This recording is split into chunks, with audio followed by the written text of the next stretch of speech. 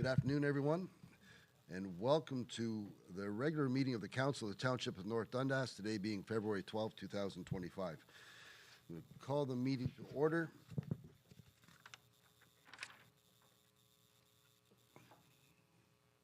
Do I have a mover and a seconder?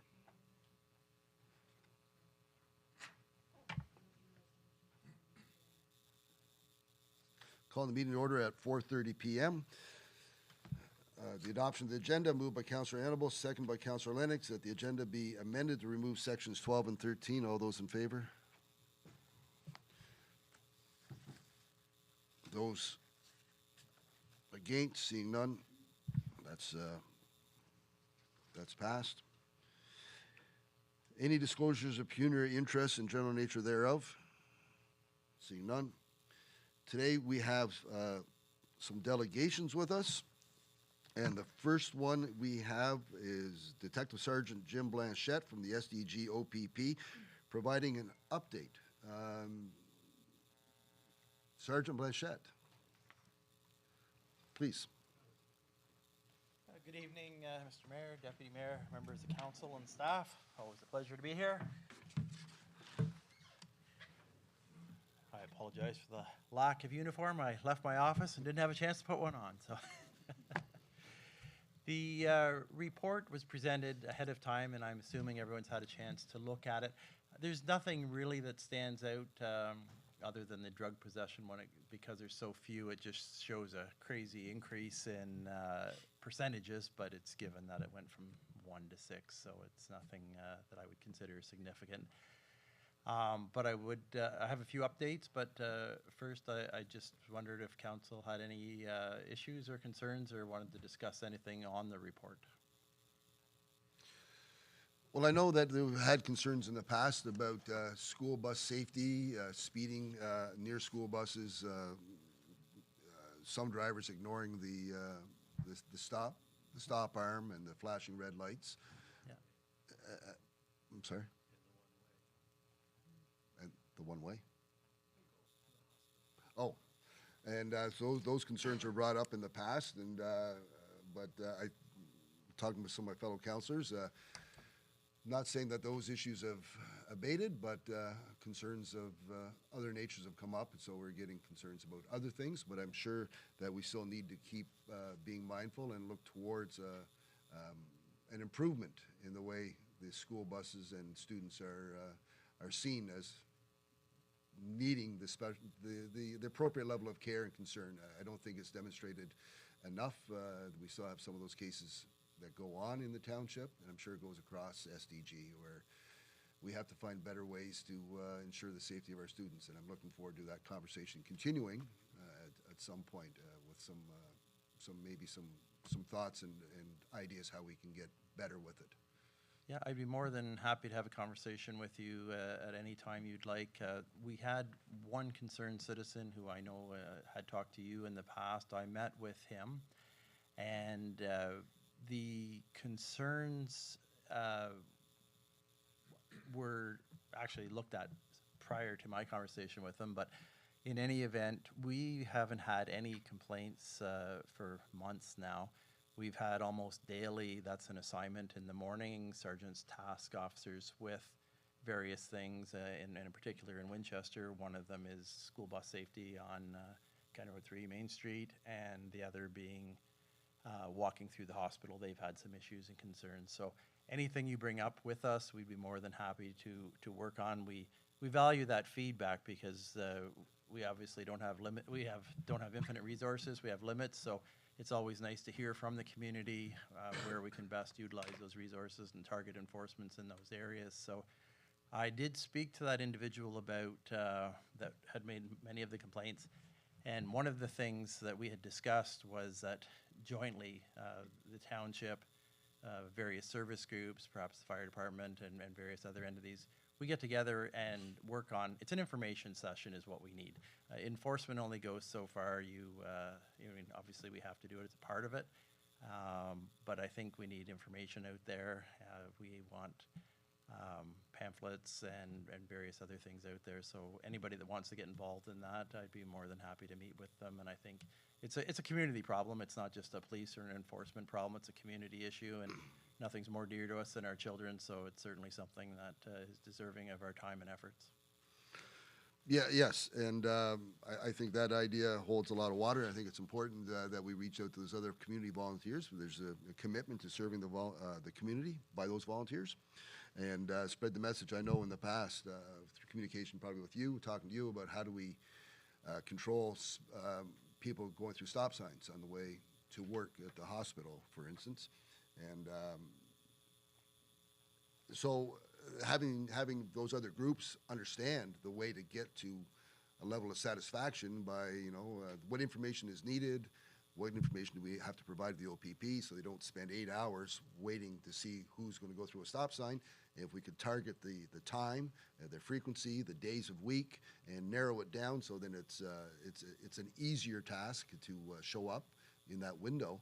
And but I think spreading the message to groups like the fire service and the other volunteers in the community that these are the things you could pass along to support this idea. I think Councillor Lennox wants to speak.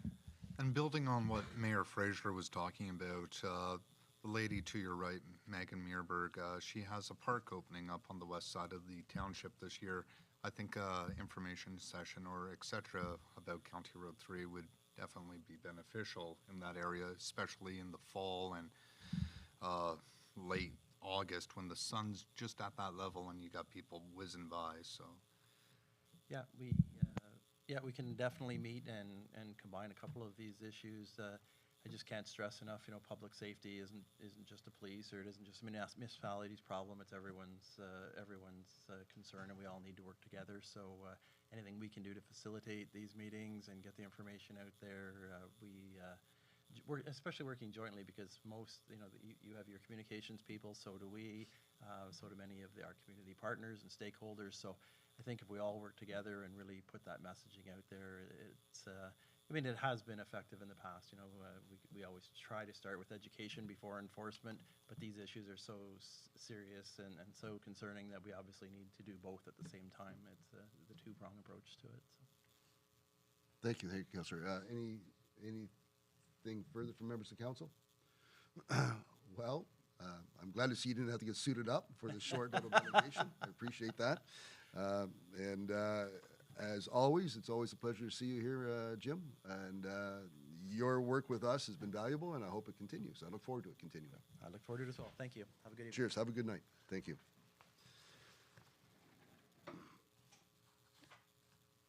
The next delegation up would be Mr. DeHaan.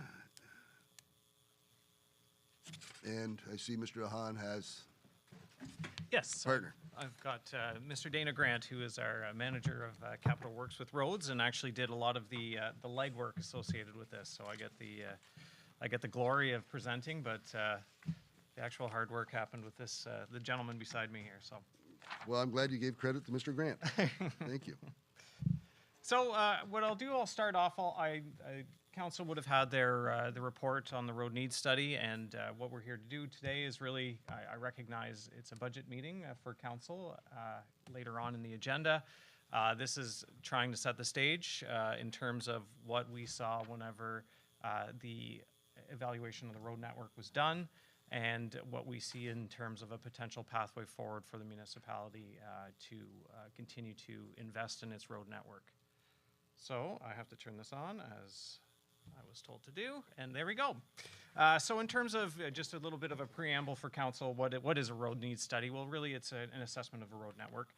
What it's trying to do is give a good snapshot in this moment in time of its current condition, and then provide some recommendations in terms of what the priorities of how to invest to continue to improve that road network or bring the road network up to a certain standard. So intentionally trying to give council and staff really the data to plan those improvements effectively and efficiently. And it really forms part of the municipality's road asset management plan. How do they get done? Well, there's various ways they do get done. You can get real high tech with lasers and drive a roadway and have a van kind of spit out the numbers.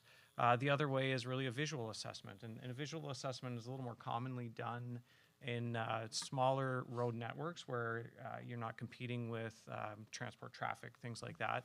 And that's very much how this road needs study was done, and how at the county level we do it. And medium to I guess medium large to very small municipalities tend to use a visual assessment to be able to do a road needs study.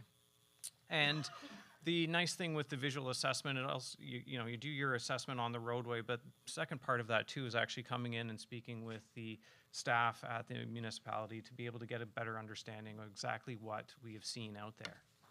And that formed part of this work. So I'm assuming the council would kind of understand or have heard these statistics before. Municipalities made up of 195 different road sections. So that's just how the road network is kind of sliced and diced to be able to evaluate it. Total length of road is about 410 kilometers. About 66% of that road network is hard surface, and it's a split between asphalt and surface treatment. And 140 kilometers of the road network is granular material. So I guess one thing I want to point out at this point in time is that whenever we're going to focus on the hard road network, so the asphalt and surface treatment, as we kind of move forward with the recommendations of the study. But one thing to keep in mind, so you've got 130 kilometers of asphalt, 140 kilometers of surface treatment. That's 270 kilometers. Every year that goes by, every year that clicks by, you are losing 270 kilometer years of road life. So that's how much that road is deteriorating. And the actual physical measurement of how much deterioration really depends on, was it a lot of freeze thaws through the year? So you can see some accelerated deterioration, but if you're thinking on a very theoretical level, you lose 270 kilometer years of road life for your hard surfaces. And I'm going to be coming back to that number a little bit later on when we talk about recommendations. So study methodology, I'll kind of very, very briefly talk about this. We used a modified rating to assess those hard surface road network, the condition. And we're looking at the surface condition itself, the structural adequacy. So think of that as the overall strength of the roadway, and then the maintenance demand. So how much maintenance work is going into that roadway to keep it passable.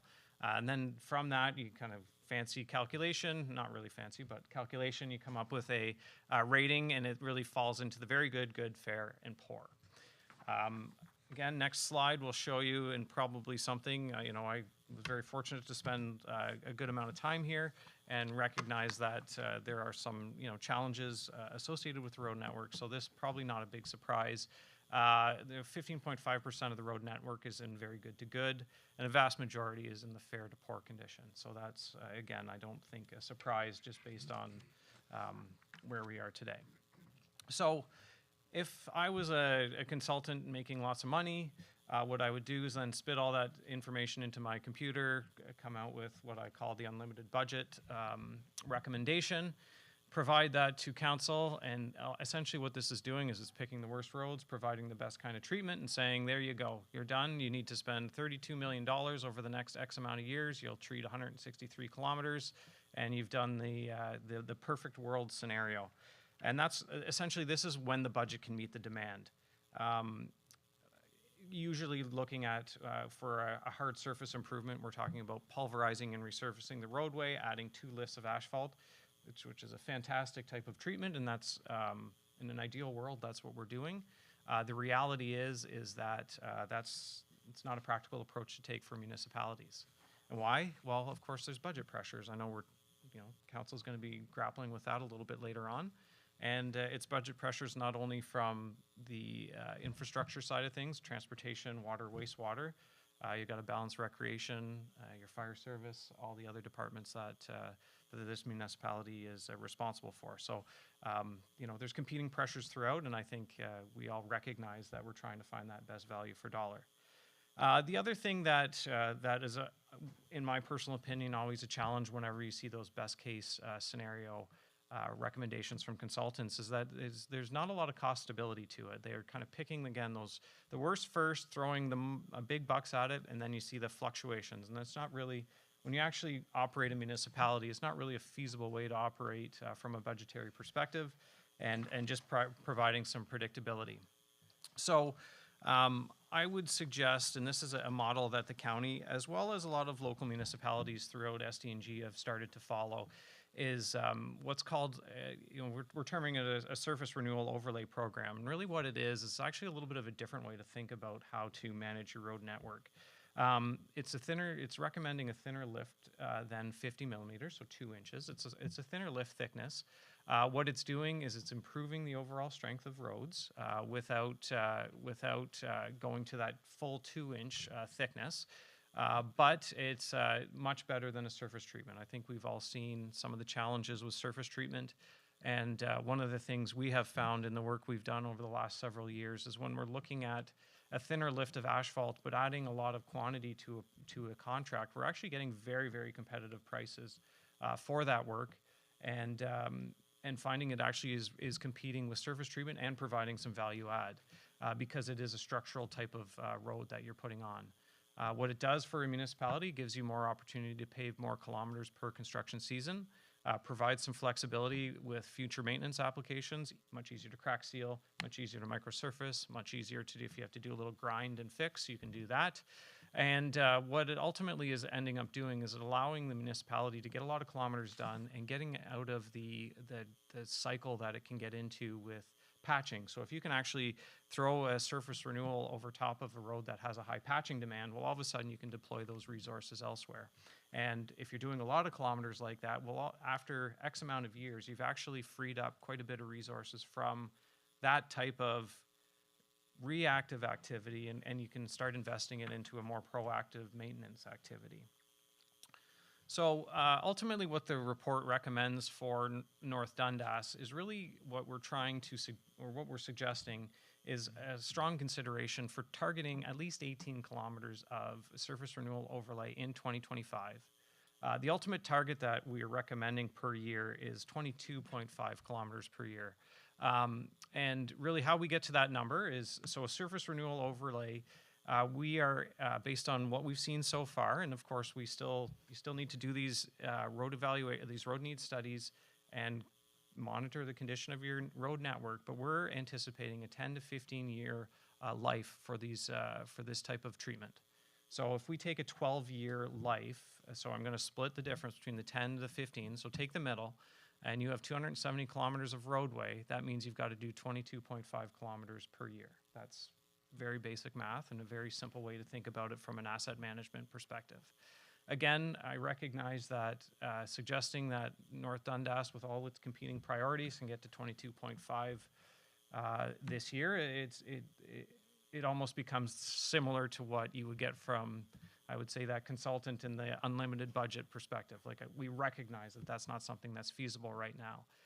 But what we think is feasible, and this is through discussions with Director Cheney, is that 18 kilometers per year might be something that we can achieve and come up with a plan that actually gets you to that 22.5 kilometers per year over a length of time. And what that'll do, if council would commit to such a plan, is actually get your hard surface road network as it existed when we did this study completely redone by 2036, which is actually not that far away when you think about it. I know hard graph to kind of take a look at, but that's what it looks like. If you increase essentially half a kilometer per year and continue up until you get to 22.5 kilometers, by year 2036, you've got your 270 kilometers plus done, and you've spent 22 million. And again, when you look at it from perspective of adding 270 kilometer years of life to your road network, that's how you get there. I know that this year in the budget, if I'm not mistaken, it's a little bit over 10 kilometers that are proposed this year. So what the municipality is looking at, if we think that we can get 15 years of life out of that work, you're only adding 153 kilometer years back into the road network. In the worst case scenario, it's 102 kilometer years. So you're short between 17 kilometer years to almost 170 kilometer years. So quite a deficit in terms of just thinking of it from a very basic asset management perspective. And what happens if you don't? If you're running that deficit? So we're down 117 kilometer years of life that we haven't renewed. Well, in 1 year, you might be able to get away with it. in 2 years, you maybe still can get away with it. The unfortunate circumstances, I think we realize that we've been getting away with it for a little bit too long at this point, and if it continues to deteriorate, then you get into the need to pulverize and actually add material to the base and renew the base, which becomes the more expensive option. Like we can't pulverize and add a thin lift on top of that. We actually have to add a lift of 2 inches plus to be able to make sure we have good stability to that road and build on it going forward. So to compare ourselves to the unlimited budget recommendation, that total budget was 32.2 million, so quite a bit more, and we didn't have nearly the amount of kilometers treated. So a couple notes. This is again based on the current hard surface road network. So if new areas that aren't paved get paved as a result of demands from residents, I guess like direction to pave areas that haven't been paved before, well, that just adds to that area that you now need to continuously improve upon. What we're recommending as well is, focus on the rural roads, and it's not to take anything away from the urban areas, but really you can actually get high volume done very quickly and at good cost because you're not dealing with entrances, traffic control, and all those kinds of things. And look at villages as prioritization whenever we're at a point where we're doing utility underground renewal.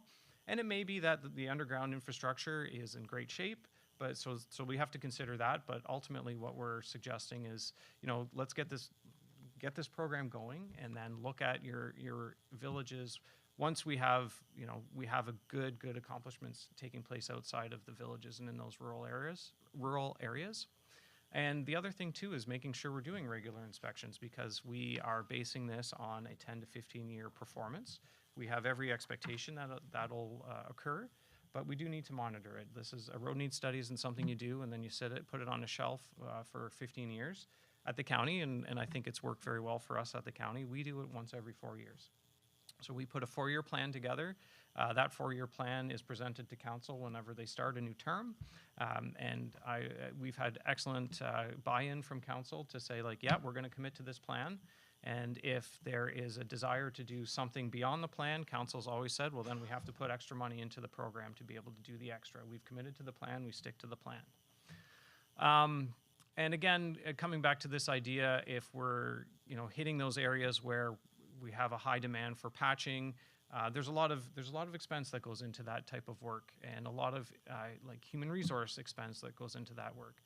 What we're suggesting, after about 3 years, we're actually going to be able to look at that program and ideally reallocate some of those resources to those preservation type activities. I know we did some preservation work in the village of Chesterville last year, and that's a good investment to hold a road in its current state. So that's the type of recommendation we'd be looking to do as we move forward with that. So I guess I've got some recommendations, and then I'll be happy to answer any questions. Actually, Dana would be happy to answer any questions once we're done. So really, the recommendation is a commitment to a minimum budget of $1.5 million, which will facilitate a service renewal overlay program of 18 kilometers this year, with modest increases year over year to reach your 22.5 kilometers per year by 2033. Actually, and this is something that other local municipalities are looking into and working on right now, is actually creating a gravel roads policy to determine when roads would qualify for either hard surface or granular surfacing. One thing we did note out in just the historical evolution of the road network, there's some sections of road where it's paved and then turns to granular material, but really your traffic count isn't changing that much between the two. So having some consistency on longer stretches of roadway and base it on a policy where whenever residents question, why you're taking an approach one way or the other way, at least you can point to a policy and say, and confirm that's consistently applied throughout the municipality. And so we have provided in the report 2025 locations, and that really aligns with some of the budget or actually with the original budget recommendations, recognizing some of those recommendations have been cut based on what council's considering later on. 2026, the county is actually paving a lot of work in North Dundas, so we are trying to, our suggestion for 2026 for the 18.5 kilometers is really based on the idea that we can bundle some of that work with our tender and allow North Dundas to take advantage of very competitive unit rates that we have in close areas to where we're working, because we've been finding that that is very much a way to save money whenever we're doing paving work, because the more money you save on that, the further you can push that paver. And then looking at doing supplementary road inspections thereafter to confirm the performance of the program and actually start creating your next 4-year program. So that's the very quick review of that report. I'm happy to answer any questions. Yeah, well, thank you, Mr. DeHaan, for all of that. A couple questions have been answered throughout the presentation for me. I know there's some councillors that want to speak to this. But you talk about the policy needs to be developed for gravel roads and setting a policy that determines, do you do it with average daily values, and you use that as a determining factor, whatever factor needs to be there. And I do believe that a plan is necessary, and considering the dollars that are being talked about here, a plan how to deal with concerns about gravel roads becoming hard surface. And we need to have a good understanding of the challenges that we all face as taxpayers to get to that point where we start looking at expanding our hard surface network and the costs involved with all of that. And going through your presentation, maybe it was a roads rationalization one, the challenges of repairing roads within a community versus outside of a community. It is quite surprising whenever you, and I appreciate the information that was provided to talk about the culverts and the entrance ways and the storm sewers, and how that expense escalates dramatically considering or compared to a road outside of a village. Councillor Lennox. First is the bundling of work with the work of the counties. I think that's an excellent approach, and it alleviates Mr. Cheney from trying to make pieces fit within the big puzzle of a budget, a finite budget opposed to your unlimited. Just a question, for committing the 1.5 million a year over the 12 years and looking at that graph 7 slides ago, does that factor in CPI or any inflationary measures? Through you, Mr. Mayor, no, it doesn't. It's based on today's dollars. So if we do have significant inflation, then that's got to be adjusted according to inflation. So it is based on today's dollars.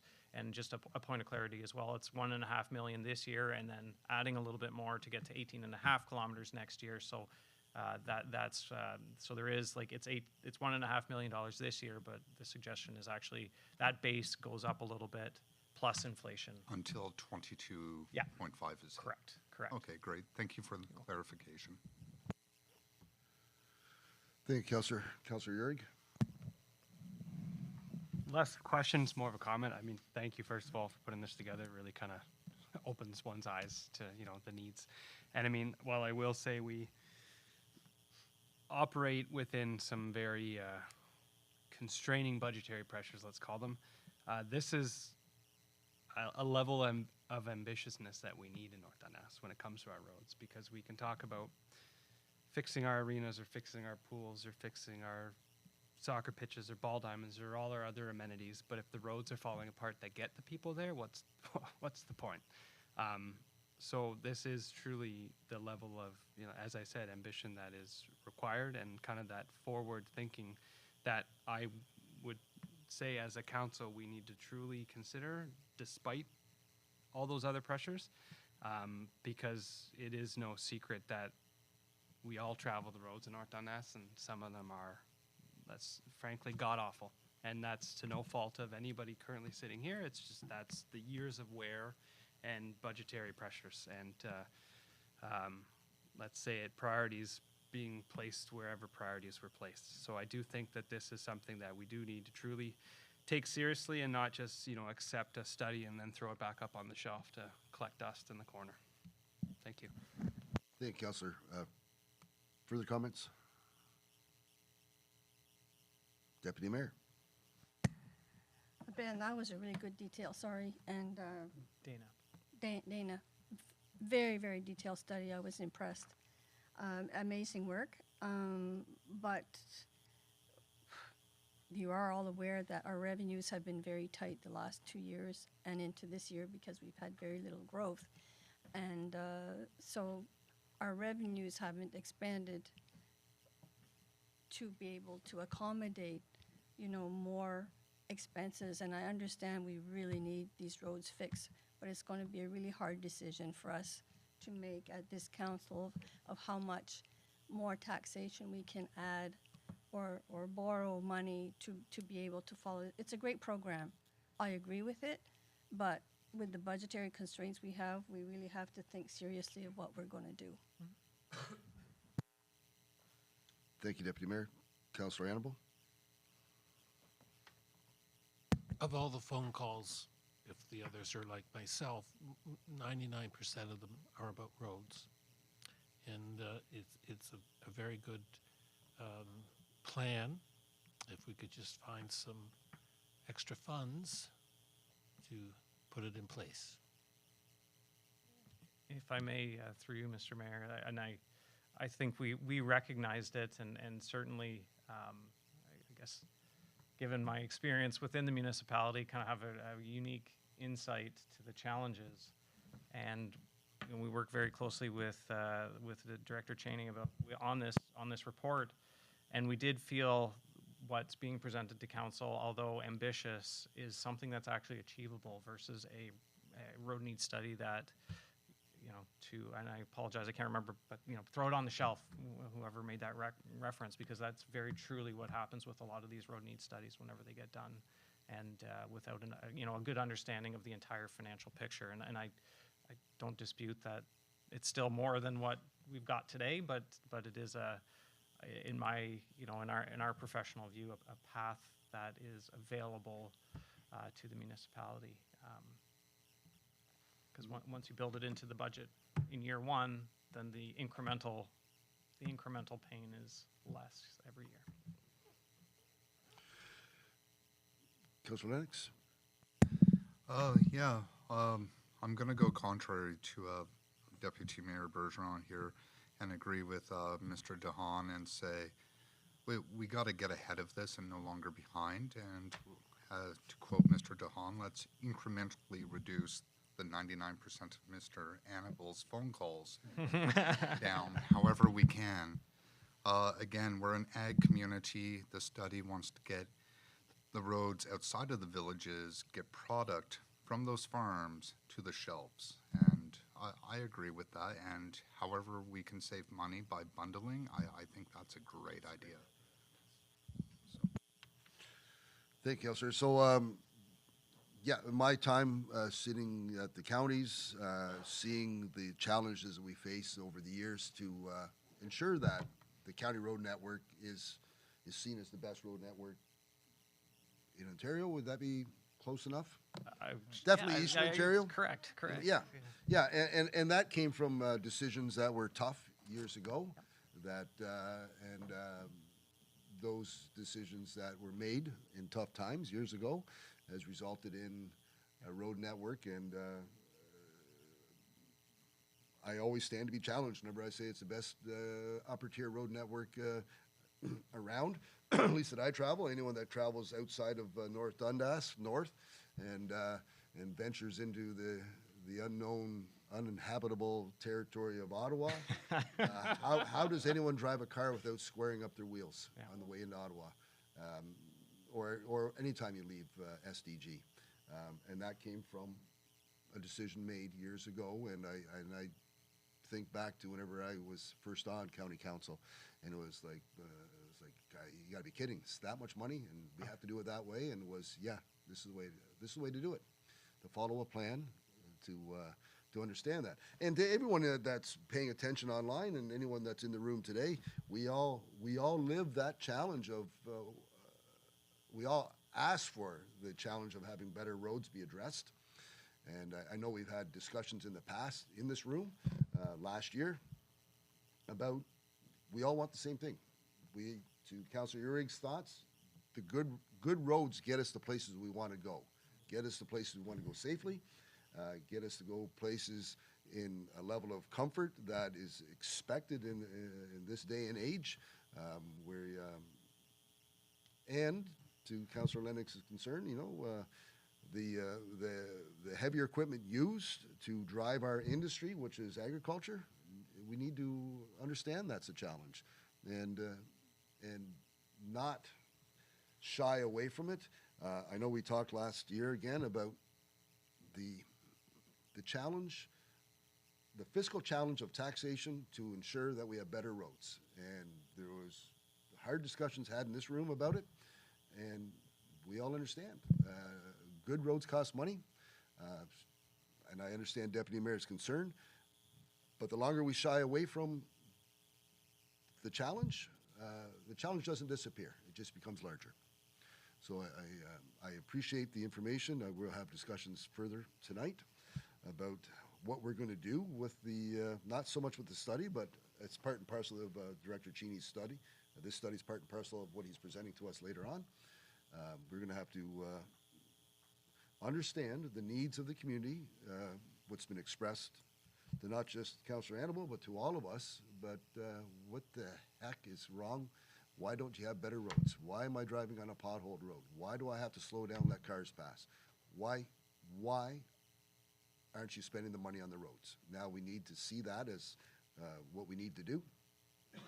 Answer the call and consider how much we can stomach as a community to have good roads. I look forward to 2036. Yeah, that sounds about right. I look Looking forward to back on that, the and, presentation, yeah. and being able to travel up and down the roads and say, and be able to say that this council was part of that project. And yeah. So I look forward to all of that. But saying all that, Mr. Grant, do you have anything you'd like to offer since you're sitting here? Oh, I just want to thank everybody for my first council meeting. That was wonderful. Made it easy for me. Well, I appreciate all the work you've done. Mr. Hahn speaks highly of you and your efforts, and he recommends that if the Intergrant says it's the way that it is, then it's the way it is. And I appreciate True. that. Director Cheney, anything to add to this? Thank you, Mayor Fraser, and through you to council. Yeah, just I want to thank Ben and Dana both for coming out and going over the roads need study. I know we spoke about it back in December, that the counties were working on it for us, and they didn't quite have it finalized at that time. And I think it's great information. And you know, while Ben's time here as our interim CAO, we had many discussions about the roads, and we still continue to. I'm very close with the county network, as all the other lower tier municipalities are. And it's anywhere we can save money by piggybacking on the counties.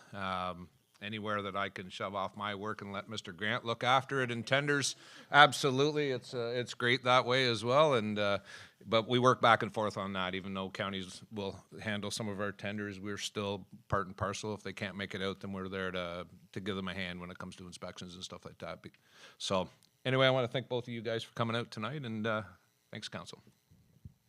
Yes, and I echo that, Mr. Hahn and Mr. Grant. Thank you very much. I imagine you're both staying in the same spot for the next presentation? Yeah. Dana Well, wants to thank you, get at a Mr. line Grant. of fire for this one. If there's nothing else about the roads need study, I do appreciate having the study in front of us, because we need to understand, and I think there's valuable information in the study where it outlines the expense of good roads. But like I said earlier, we all agree, if you want something that's done right and is good, you pay for quality. And the roads are an integral part of our quality of life. To move on to the roads rationalization study. Thank you. And so we're going to shift gears a little bit. This one's a little bit higher level, something that we have at the county been working on for some time. It's a regional project. What this is about we were tasked by county council to look at, and this is, when I say we, collectively, Director Cheney and all the Public Works directors from across SDNG, look at our road network. Ultimately, what we're trying to do is investigate existing road classifications to ensure they are receiving the appropriate level of service. And what I mean by that is, are they getting plowed at the right time for the right type of traffic that's on it? Are they the right width? Are they the right thickness? Are they the right load posting? Those types of things. And ultimately what that is ultimately getting at is ensuring they're under the jurisdiction of the appropriate authority. When we think of, what happened there? Oops, my clicker, oh, there we go. When we think of the county, think of the work we do and the investments we make in our equipment, the staffing that we have, and the roads that we repair. It's quite an investment, and I think we recognize that, and we don't take that lightly. But we want to make sure that those tax dollars that the county is using to invest in our network are being invested on roads that are, if I may, deserving of that type of level of service. So that's what this is all about. And then similarly, that there are roads at local municipal level that maybe are not receiving the level of service that they should be receiving. So what this study, again, that's the premise of this study. What we were doing was essentially we thought was going to be a relatively straightforward exercise. Got the road supervisors all together, came up with, okay, let's identify some roads we think maybe aren't right based on who is looking after them right now. Then followed, there's a lot of literature that exists through Good Roads Association and other transportation associations to try and assess whether a roadway is a regional road versus a local roadway. And I'm showing here in this slide all of those criteria that you use.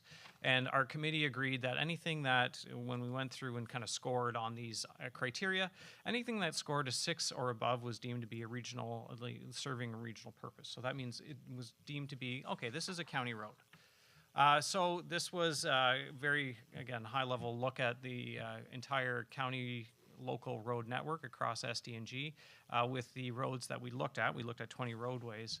If I specifically zoom into North Dundas, we looked at quite a few roads here in North Dundas, and it included Irish Headline Road, which is a shared road with South Dundas, County Road 37 in Chesterville, Queen Street, County Road 3, Liscombe Road, Coyote Road, County Road 9.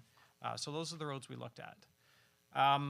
We went through the phase 1 assessment, and we scored all these roadways, and when we looked at it and said, okay, this is what roads were scored, we started to recognize that maybe that wasn't the end all and be all in terms of how we looked at these roads. So we actually ended up taking a step back. So at the end of the phase 1 assessment, and I'm pointing out the roads that are specific to North Dundas because County Road 37, County Road 9 scored very low whenever the actually totaled these roads. And both of those roads were good examples of ones where we said, oh, I'm not quite sure that it makes sense that we just kind of say, all right, it's, these should be local roads, we walk away from it. We as a committee, and this is not just Ben DeHaan and his lackeys, it was a committee approach, we said we got to actually go a little bit deeper and dig a little bit deeper into it. And I don't have a perfect example for North Dundas, but for those that are familiar with Headline Road in South Stormont, which is off of Highway 138, one of the highest scoring roads that we actually identified. And when we actually started to look at that roadway, it based on the score it had, it should be a county road. But the reality is when you actually drive that roadway and look at the type of development that's occurring on that roadway, it's a road that's actually posted for no commercial through traffic, but it connects to the 401. Like there's all sorts of things that are contrary to the score that it actually got.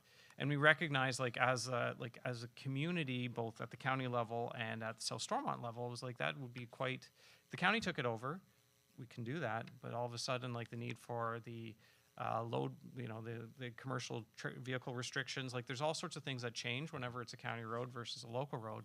And that was a good example of one where we said it actually didn't make a lot of sense for it to change. So we got to phase 1 and the end of phase 1, and we said we actually need to go through a little bit more of an evaluation. So before I start talking about phase 2 to 5, I'll just briefly talk about 2 roads that I think are of interest to this council and the fact that they didn't actually make it beyond phase 1. So first one is Irish Headline Road.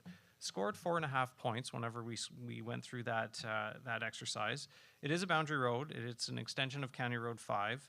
But ultimately, when we looked at everything associated with that roadway, it was determined that it still made sense as a local shared boundary road, and it didn't actually kind of meet that threshold to do a further analysis on it. And the other one, which I know is a little bit more near and dear to council's attention, particularly based on like some of the continued activity that happens on that roadway, is Liscombe Road. That one, when we scored it, it only scored a 2 out of, again, the threshold is 6. It only scored a 2 when we went through it. It's a rural residential road right now. There is heavy commercial traffic on it, absolutely, because of Lactalis and that being the main entrance into the facility.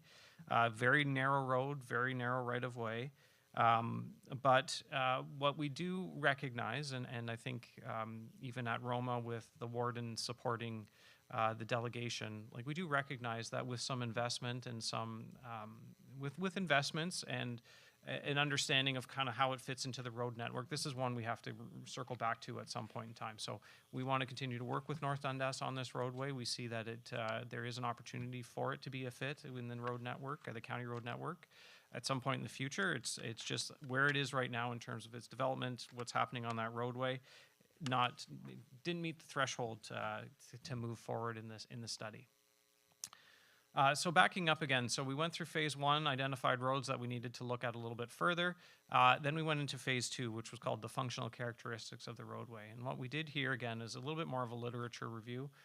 Went through different things and we said, okay, well, in SDNG, what makes up a arterial, which is a county road, versus a local road, and what makes up a collector road, which is somewhere in between, and the county would operate some collector roads and local municipalities operate some collector roadways. And that's the, we'll call it the gray area, where it could go either way and it just kind of depends on the circumstance. So once we went through that and kind of had a clear definition in our mind, very clearly, this is what makes up a county road, this is what makes up a local roadway, this is what makes up a collector roadway, which could be a county or could be a local roadway. Then we went phase 3 and looked at those roads that we had identified where we needed to talk about and look at it a little bit further. So I'll specifically focus on North Dundas's roads. So the first one we did a deeper dive into was County Road 37, which is Queen Street in Chesterville. Points it scored was only 3.5, so it actually didn't meet that 6th threshold whenever we went through phase 1. Right now, that road is constructed to a county standard for an urban roadway. It's a good connection between County Road 7 and County Road 43, and it does promote the effective movement of traffic, and so it is, there's a term, an urban arterial extension. So essentially, that's a way to move like heavier, more volumes of traffic between a arterial road like 43 into a downtown core. So we identified that, yeah, this actually still makes sense to be considered to be a county roadway. So we felt that it still fit as a county road, but we did asterisk that in the report and say, okay, there's an opportunity for this to potentially be a connecting link, and I'll share what that means in a couple slides from now. So the other road we looked at for the township, it was, or on behalf of the group really, within the township, was County Road 9, which is the piece that goes between County Road 43 and County Road 7, just north of Chesterville. So again, it scored relatively low. It scored 2.5. It provides access really to 2 businesses. It's a little bit of a bypass road around Chesterville. The traffic count on this roadway is very low. It's less than 500 vehicles per day. And one of the challenges that exist because of it being a county road right now is that it's subject to county road restriction, or there's restrictions associated with development when it's on a county road. So not only is there an extra layer of approvals and processes that businesses, residents in particular, need to go through, but the ability to have multiple severances along, fronting onto that roadway, just really prohibited in accordance with our county official plan. So the ultimate conclusion reached by the committee was that it does actually meet the criteria to be classified as a local roadway. So after we went through phase 3, and again, I'm just sharing kind of those roads that were in North Dundas, because there was a whole bunch of them, we started to talk about phase 4, which was the implementation options. What do we want to do with this information, and how do we kind of move ourselves forward with it? So we identified 4 different options that could be implemented. One is do nothing. So we essentially present this report to council. They say thank you. It goes up on the shelf, and we've done our job. Number two was we more considered like the engineering solution to some of these challenges.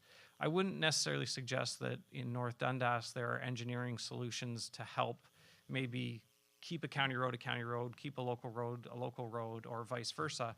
But we had situations where it seemed that traffic was actually shortcutting on a local roadway instead of using the county road network, which was not necessarily an inefficient way to take.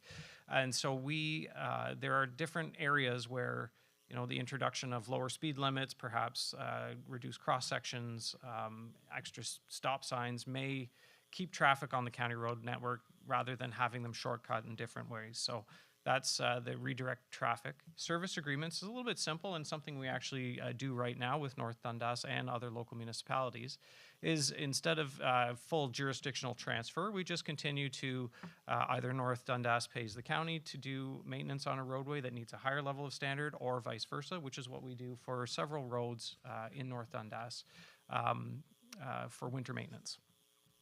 And the last one is jurisdictional transfer. So that's a transfer between either the county to a local municipality, or vice versa, local municipality to the county.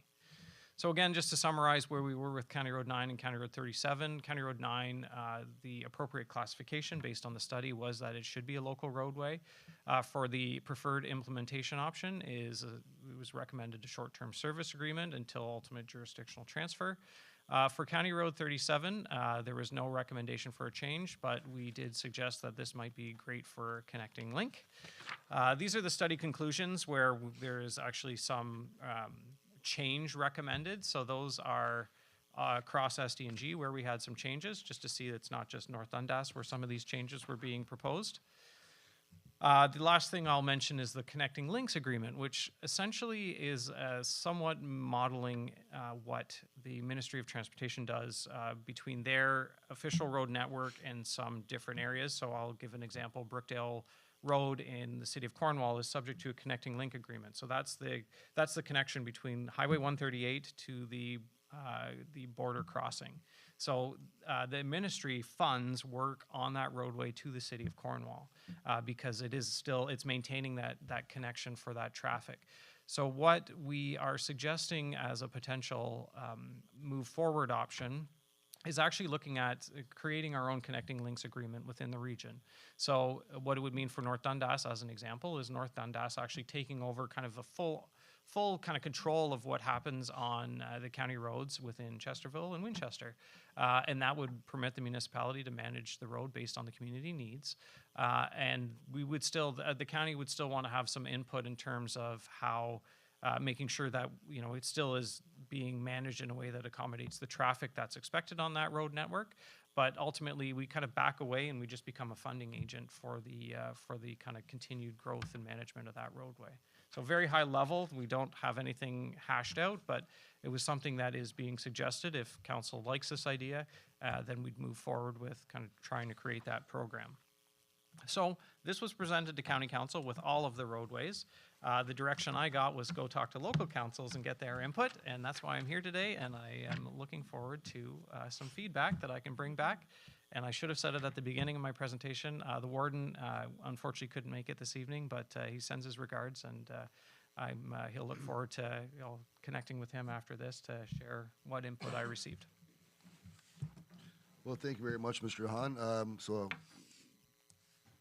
to your second last comment, I open it up to members of council for comments and questions. Deputy Mayor. Well, Ben, I'm glad you said that you're going to come back to Lifscombe Road. Because Lifscombe Road is a very short piece of road, and the only reason it needs to be upgraded is because of milk truck deliveries to Lactalis, and these trucks are coming from Eastern Ontario and beyond. And as a council member, I wouldn't like to see our tax base be putting out $2 million on a short piece of road, which would not need upgrading if it weren't for this traffic. As far as County Road 9, it's a short piece, and there are a lot of homes on that road. I think Mr. Cheney told me there was a bridge on that road that needs replacing. Yep. Or so, I know that's a lot of money to replace a bridge. And so I would say either you replace the bridge before we take over the road, or we just leave it the way it is. So if I may, through you, Mr. Mayor, so that's not, we have transferred roads in the past. South Dundas, actually, Lakeshore Road used to be County Road 4. And what we did in that circumstance is we actually brought the road up to, like, we actually invested quite a bit of money so that they were receiving it in a like new state. We didn't do the bridges, but what we did in the transfer agreement was we made an arrangement that, like a sliding scale, if work needed to be done at such and such a time, we paid for X amount of that work. So there are bridges on that roadway. We paid, I think if it wasn't 100%, it was pretty darn close to 100% to replace it. So I guess my big message that I should have said at the outset is that we would never want to create a financial burden on a local municipality. Like, that's not the intention of this at all. And we would want to make sure that if there is like an agreement to transfer, that the asset that's being received by the local municipalities in a condition, or that we have a good agreement between the parties so that it feels like everybody wins, the residents, because the road is being looked after in the kind of the jurisdiction it deserves. The municipality isn't, receiving a financial burden, and the county is able to redirect its resources elsewhere, or, quite frankly, if, be able to create more efficiencies within the work we do. So. Further questions, comments? So I look to your response to the deputy mayor, and I think of Liscombe Road. Excuse me. I think of Liscombe Road and how up until, and those people that live in Winchester and did business downtown Winchester would recognize the challenge that we faced before the trucks were traveling on Liscombe Road. Before the trucks were traveling on Liscombe Road, there was potential for upwards of 100 trips of tractor trailers through the downtown core. And some of the challenges on Gladstone Street and the residents on Gladstone Street facing the challenges of transport trucks pulling up towards Cedarview Lumber, staging, waiting until they could back up so they could pull in after transport trucks were leaving the facility at Lactalis. I couldn't imagine the frustration that many of the residents would have faced on Gladstone Street whenever the traffic escalated to the volume it's at now. So Liscombe Road was the option. We needed to get that out. The damage that was always done to that, and I look, I can't see him, but I look to one of the fellows in the back, the damage that was done to the bell pole at the intersection of Gladstone and Main Street. It was whittled down to about a toothpick from fenders catching it on quads and triaxles. And so that needed to be done. We needed to get those the trucks out of the community to ensure the safety and quality of life in town. So to the deputy mayor's thoughts about County Road 9 and the bridge, that's in essence the same concept as what Liscombe Road has to do. Yep.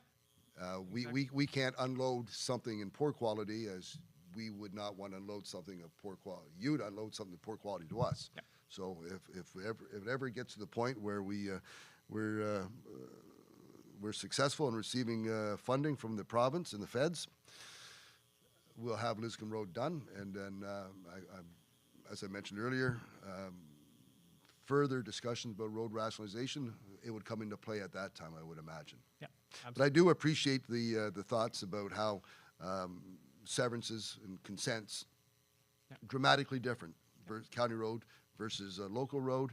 The spacing, if you could maybe describe what the spacing is for entranceways on a county road and what opportunities we have on local roads to make our own determination. If you could just throw that number at us. Yeah, so if it's county road with under 1,000, which this would be, you can have 5 entrances per kilometer of roadway. Might sound like a lot, but actually when you go and start measuring that out, there's limited areas where you still have that opportunity for another severance.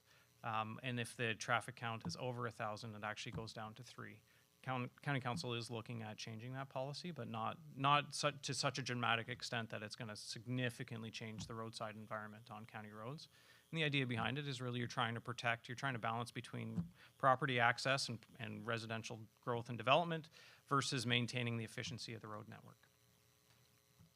So there are a lot of balls in the air, and that's one of them. Whenever we talk about road rationalization, do we want to lose the local determination of what we do and just go with what the counties have, and or do we want to continue in the fashion that we're used to? So I get the struggle, and I understand the struggle somewhat. I look forward to the struggle, and I appreciate the presentation, and thank you for your explanation, and I think understanding the consents and speed limits and other things that go on local roads and how we can't really control the way we'd want to sometimes whenever it's a county road. So we have to release some of that control, but if it remains local or becomes local again, then we have more opportunity to do things that we feel fit us. Is there anything else at all about the road rationalization? Seeing none. Thank you very much, Mr. DeHaan. It was a pleasure to see everybody again. by Yep. the way. Real pleasure. Nice seeing you too. Thank you. We're going to move into action requests, and I'm going to ask Kirsten, Ms. Froats, to come ahead, or from there. Thank you. Yeah, it's an action request, not a delegation. I'm sorry. And it's referring to updated job descriptions. It's moved by Deputy Mayor Bergeron, seconded by Councilor Uhrig, that the council approve the job descriptions as presented this 12th day of February 2025. Ms. Froats. Good evening, Mr. Mayor, members of council. My report outlines 2 job descriptions. So that would be the deputy clerk and the communications coordinator. So right now that is 1. As per our policy, any amendments to that have to come before you, which is why I am here.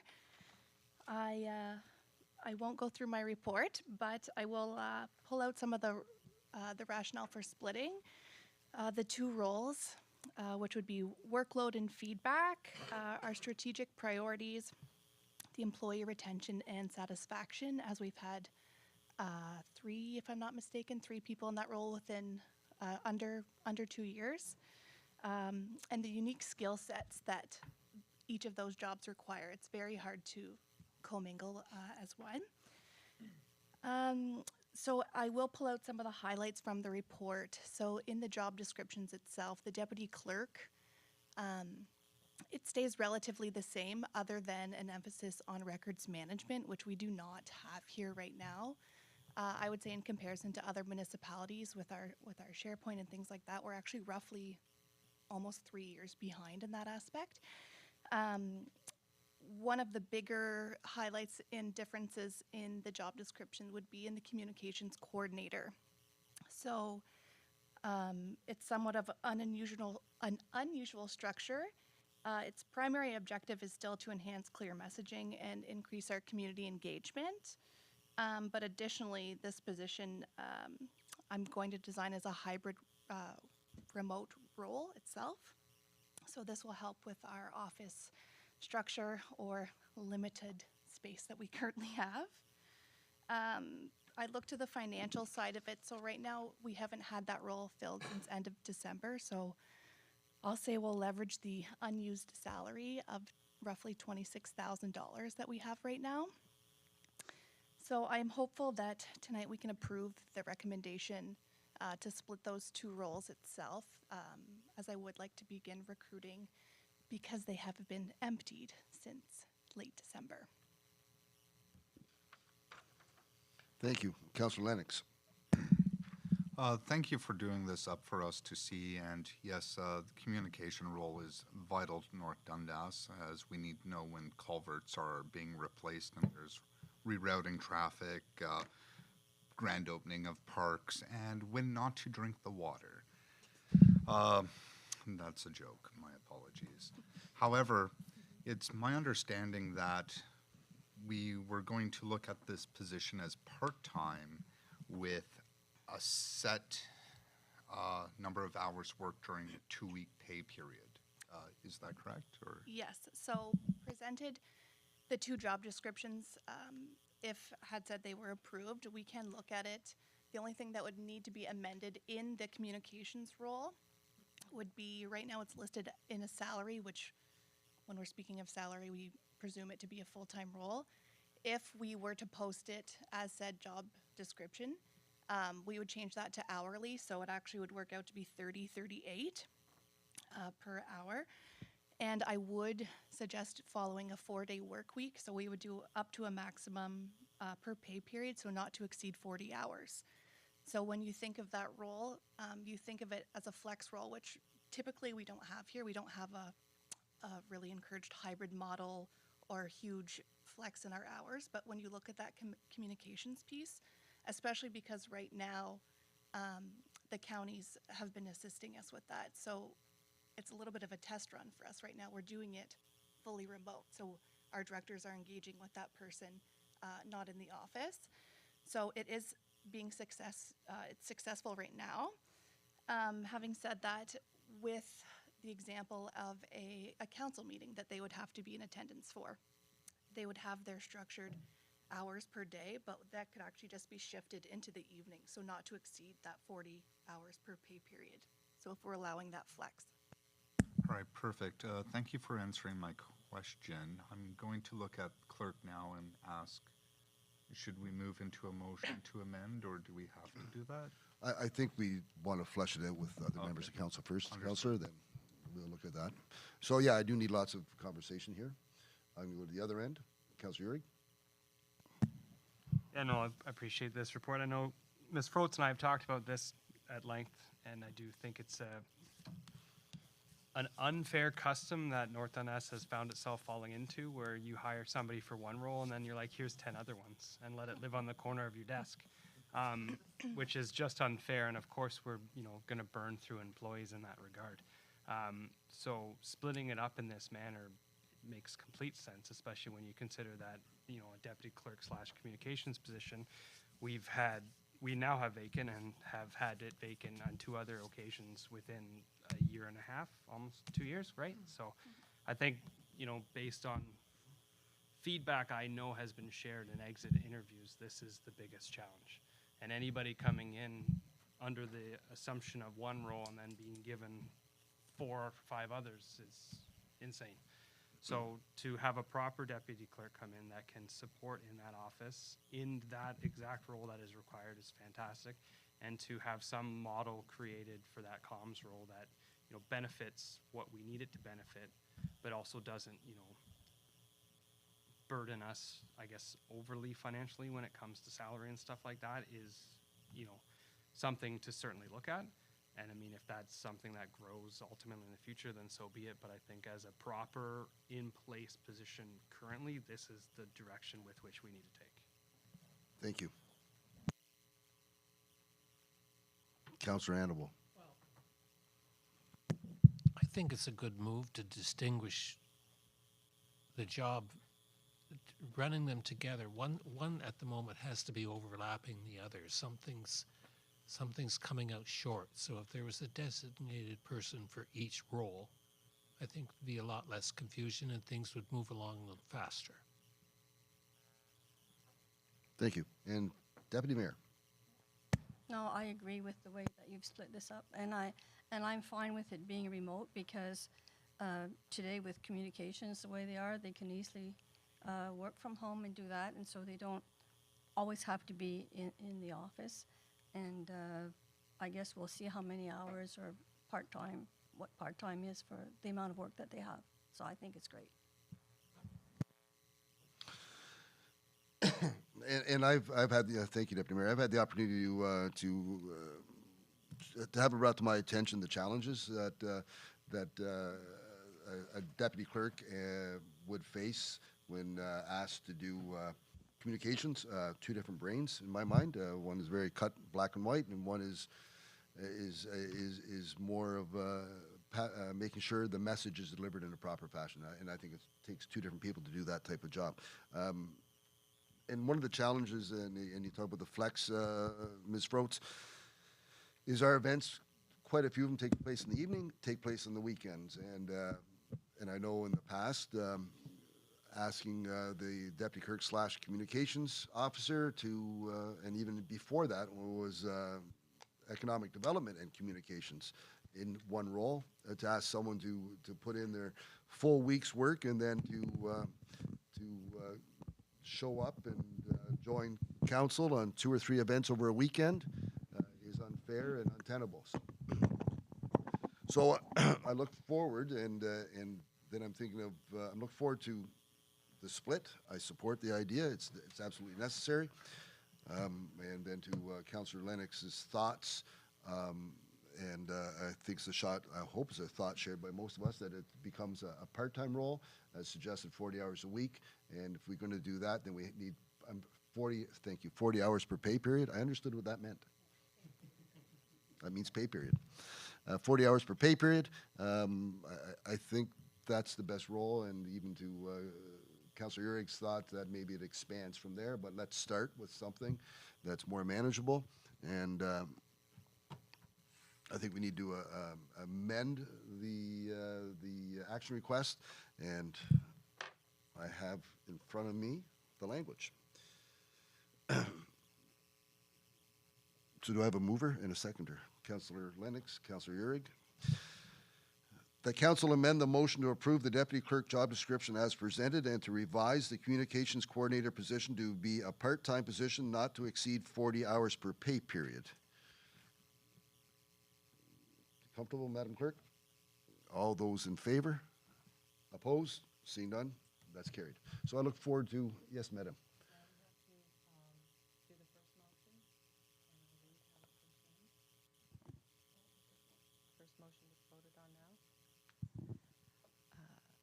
Moved by Deputy Mayor Bergeron and seconded by Councillor Urig that the council approve the job description as amended this 12th day of February 2025.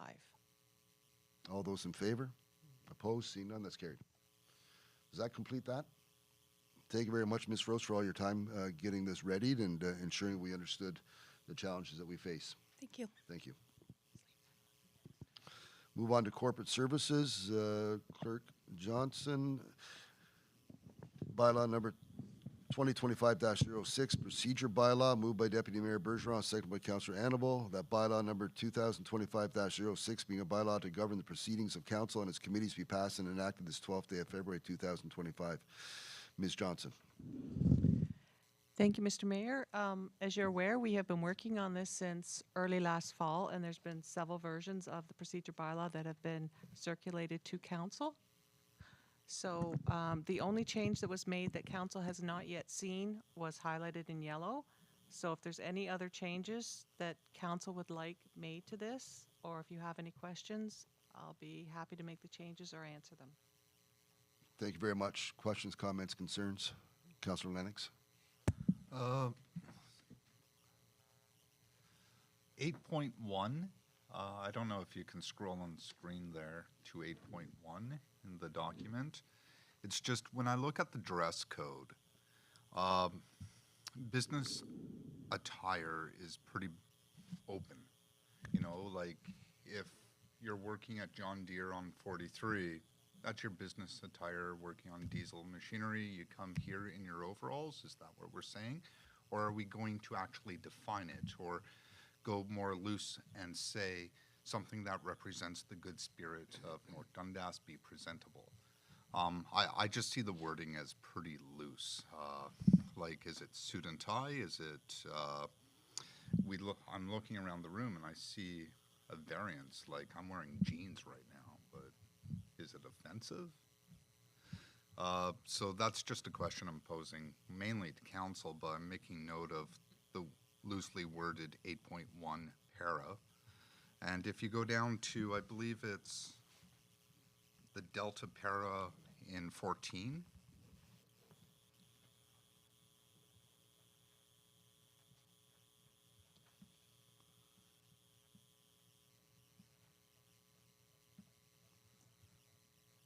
Oh, delegations?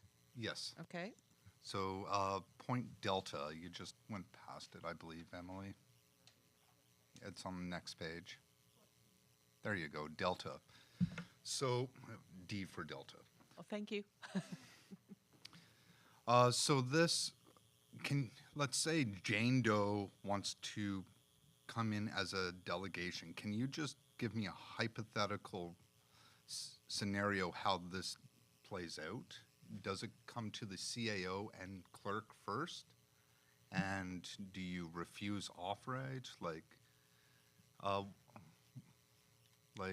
Let's say if Jane Doe wants to present on ambulance lights going down Main Street really fast, how would that play out with this paragraph? Okay, through you, Mr. Mayor, all delegations would come through to the clerk first. And then if there is any discussion that's required, like some delegations, for example, as we had this evening, or the OPP or updates to South Nation, those things are fairly basic and they happen all the time. But if there's any that aren't standard and sort of routine, then a discussion would happen with the CAO and the mayor. And then we would look at the various rules that have been outlined before. Have they been here in the previous 6 months? Is it something that's outside of our legislative ability to look at? Are they not adding any new information, or are they here just to complain about staff, something like that? So if it contravenes any of those rules, then we would have the option with the discussion of 3 of us to not allow it. Okay. The mayor's a pretty nice person. CAO and yourself are great human beings as well. It's just when I read this, I read it as anyone who comes for a delegation and is not contrary to any of these 4 points, they're coming up here for their 10 minutes of fame. Do we want to broaden this to, if they approach for a delegation, you reach out to all council and see if there's any interest, or that's where I'm going with this. I'm not saying yourself and the CAO will nix any request. You'll do it in good faith if it's just to be contrary to these 4 bullets. But the language here, I think, needs to be cleared up and spell out of, if you submit a delegation, it's going to be heard or not heard based upon this. Okay, through you, Mr. Mayor, we can make that change if that's what you'd like. Essentially, this section here, with the exception of the words in consultation with the mayor, we're taken directly out of the county's SDG delegation policy. And this is pretty similar to all of SDNG, where it comes to the clerk and it essentially goes on. But I'd be more than happy to change it if you want to meet and give me some different wording that can be used. I mean, it's essentially the bylaw for you as council. So if you're not comfortable with that. It's just the way I read it. It says, as long as you don't hit these 4 bullets, you're a delegation up here. And I'm seeking more of an answer from you. Is that the case? Yes, that's Okay. that's the case. All right. And for future councils and this council, let's say our Jane Doe comes up with a delegation, would council be made aware even if they were refused? I'm just looking for complete the accountability circle here. So. I think I'll just jump in if you don't mind, Sure. Madam Clerk. To your, what I believe is your concern, Councillor Lennox, I feel that there's communication about the delegations that apply, or about people that apply to be a delegation, and whenever there is determined that it doesn't fit, I think in the communication that goes between me and the rest of council, we do discuss that. There is information going out that someone had applied and it's not going to work out for them. That does take place. Maybe it could be an extra, an addendum to that, saying that delegations that were determined not to be appropriate, that information would be provided to council. So they would have that information that someone applied, and they would know. Because I'm going to extrapolate that, because maybe someone reached out to a member of council saying that they're going to apply to be a delegation, and maybe a member of council thought they're going to become a delegation. So I think it'd be only fair that if it's determined that doesn't fit the criteria, that the first point of contact, that councillor and the rest of council, knows what took place. Exactly, closing the loop. Okay, so I think And we could add that. maybe, to add to that, maybe the counties could add that to their items. Where's Ben DeHaan? Oh, he took off already. So I I hope I understand what your concern is.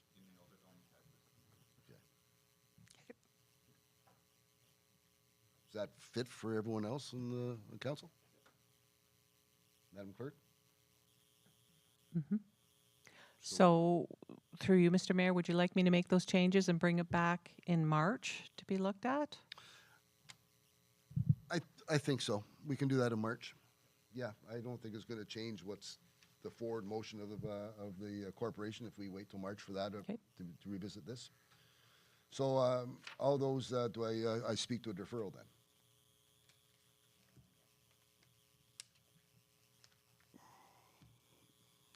All those supporting deferral? Opposed? Seeing none, it's deferred until March. Thank you. We're going to move on to development services. Mr. Paul, draft plan of subdivision. Moved by Councillor Lennox, seconded by Councillor Annabelle, whereas Shellyan Inc. has submitted an application for a plan of subdivision, SDG file 03-ND-S-2024 for 13 residential lots on part of Lot 6, Concession 9, former Township of Mountain, now in Township of North Dundas under Section 5116 of the Planning Act. And whereas a public information session was held in Hallville on November 20th, 2024,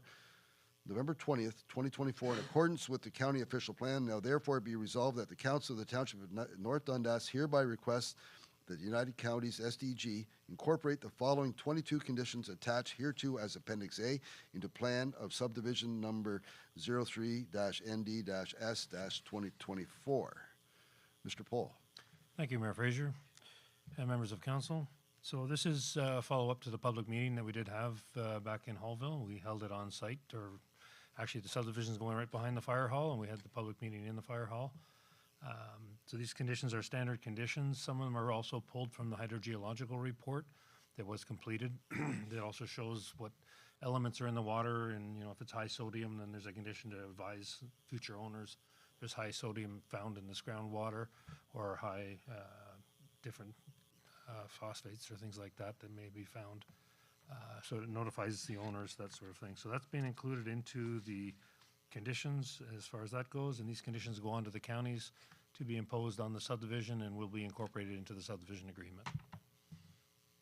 Thank you. Questions, comments? Yes, Deputy Clerk. I'm sorry, Deputy Mayor. One comment is, it was good to see that now whenever a subdivision, before it's approved, it has to ensure that there's telecommunication internet available.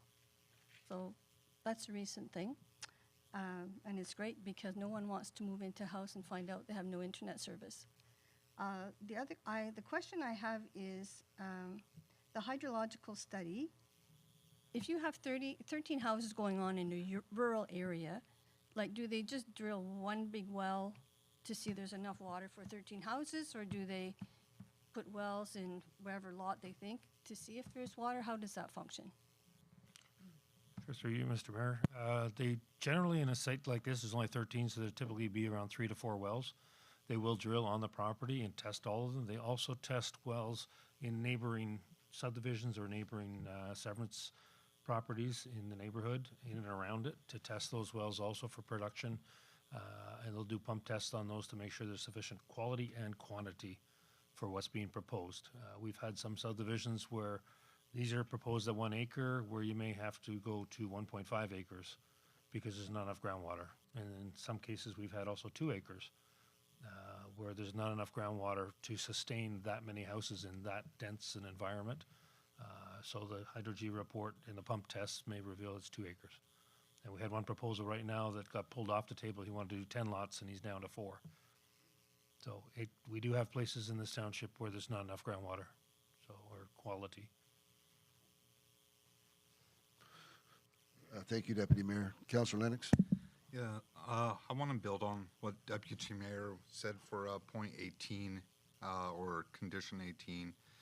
It says for emergency management services, so that's like your landline. Hallville does suffer from a lack of internet. It's one of the common complaints coming up. You will see Starlink dishes on everybody's roofs. We would rather give our money to a local company which provides reliable internet. So this is a condition which I would like to be made aware of if it's satisfied with the internet proxy, if possible, if that's within the realm of what you can let me know. If I may, through you, Mr. Mayor. So what can also happen here, Bell is around the corner, they're close by. There's more and more internet towers being put up, and now that Hullville's starting to expand, there's more interest in providers to service these kind of areas. So we are seeing a change, and you're starting to see more of the other companies starting to step in, explore that, and put up smaller towers or connect to the Bell existing tower to provide service there. So there is a new interest coming from some of them also. Burkett Foster was also talking about bringing some of the services that possibly out to that area too. So there's more opportunities as the more houses you get.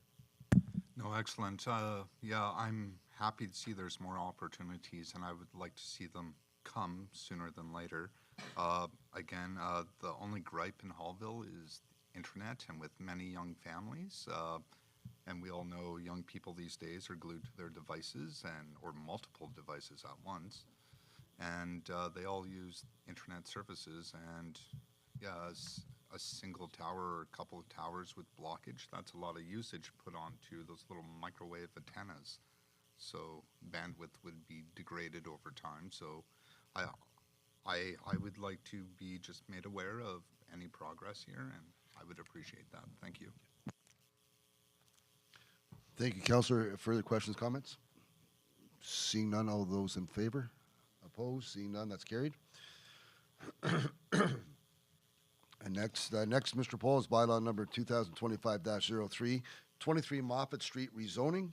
Moved by Councillor Urick, seconded by Councillor Lennox, that Council of the Township of North Dundas deems that no further notice is to be given as per Section 3417 of the Planning Act in respect of bylaw number 2025-03 to place a holding provision on the proposed zoning until the conditions of the holding provision have been satisfied for the property municipally known as 23 Moffat Street, Morwood, and that bylaw number 2025-03 being a bylaw to amend the zoning for the property to increase the number of dwelling units permitted from 10 to 14 units and allow partial residential occupancy in the former gymnasium with a holding provision be passed and enacted this 12th day of February 2025.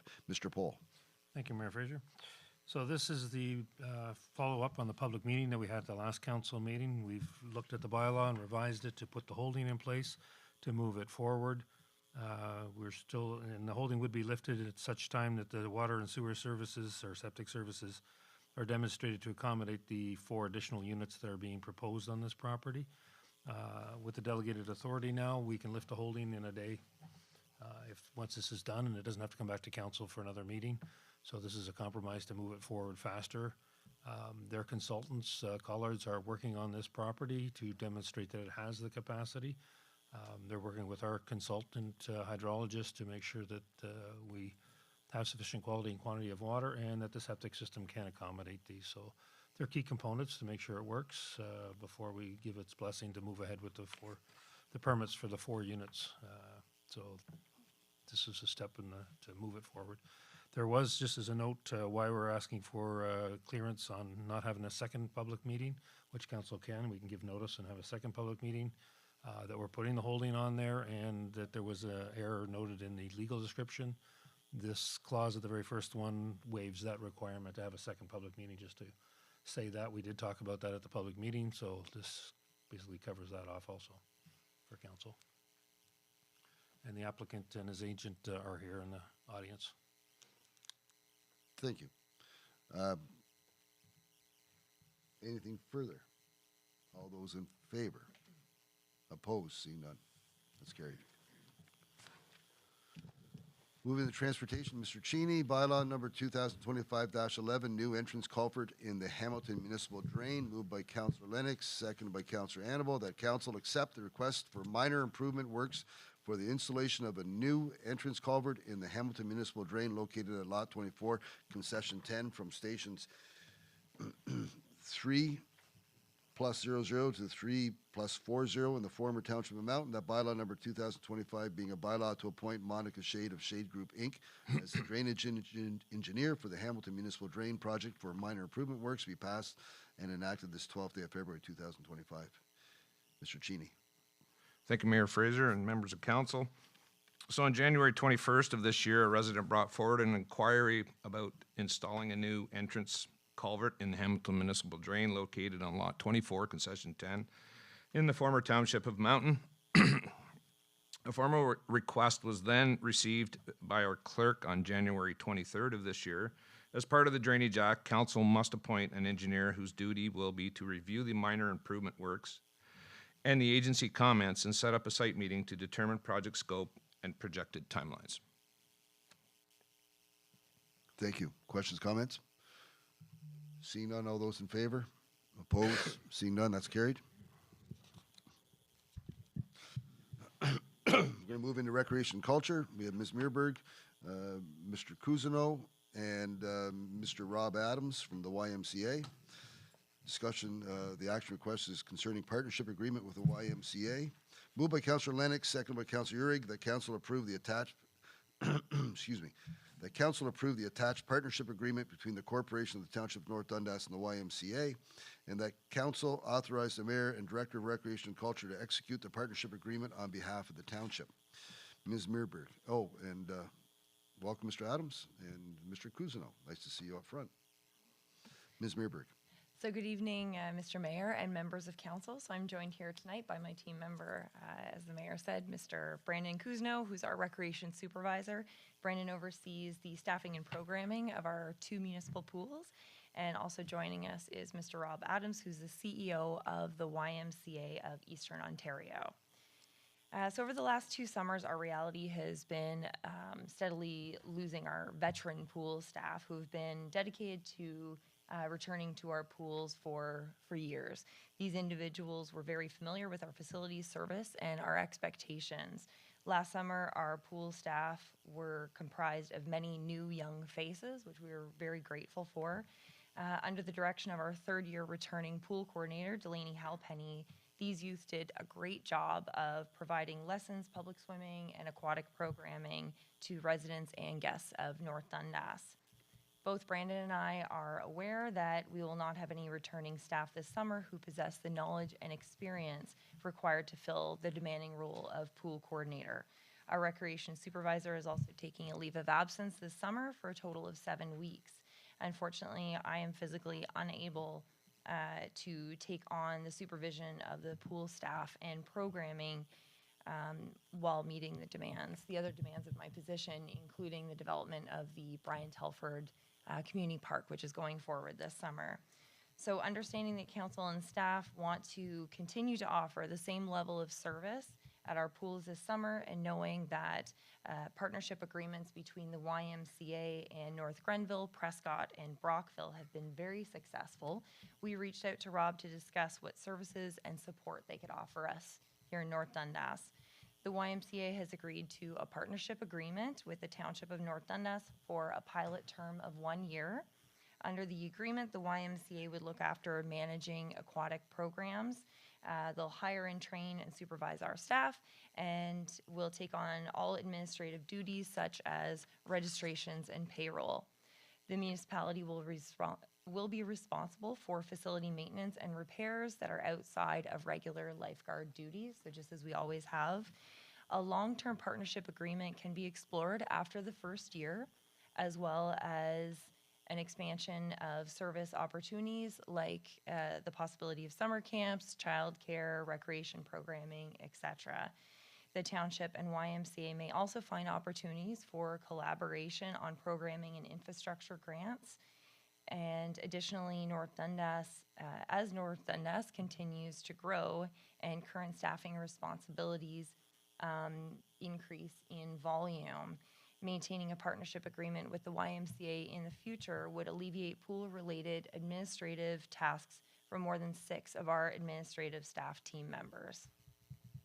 Entering into a partnership agreement with the YMCA is highly recommended by the management team in the Recreation and Culture Department, as we recognize that we lack the resources required to train and lead the pool staff. We also recognize the level of risk associated with related errors. The YMCA staff are experts in the aquatic field and would serve us very well in North Dundas. The YMCA's fee to manage our aquatic programming is $40,000 for the two pools together. The absence of the recreation supervisor and the termination of the pool coordinator position as a result of the YMCA taking on that role's responsibilities results in a savings of $22,000. So the remaining $18,000 is recommended to be funded through 2025 taxation. Between the time that this report was sent to council and today, the draft partnership agreement was sent to our insurance provider for review. They came back with some recommendations which are currently being assessed. For this reason, today I'm asking for council's approval for the partnership agreement to be approved in principle, and I would come back to a future meeting with an updated partnership agreement for council approval. Thank you, Ms. Bierberg. Questions, comments? See Councillor Lennox. I'm going to jump the gun here and say excellent, well done, the three of you and everybody else who had their hands in coming up with this creative solution. This is the type of solutions which I enjoy and I want to see applied to transportation. Since Mr. Cousineau is here, I would like to ask him a question directly. I was in your office, I believe, 4 weeks ago, and you kind of foreboded towards this partnership. What do you like most about it, with consideration to the tax base? Yeah, for sure. So through me, I'd say the biggest thing is like the best opportunity working in the future with the YMCA. So like as Megan mentioned, working with the YMCA for potential senior programs, for childcare and daycare. Yeah, future opportunity. All right, thank you. Thank you, Mr. Cousineau. And Mr. Adams, question for yourself. Let's build upon Mr. Cousineau's.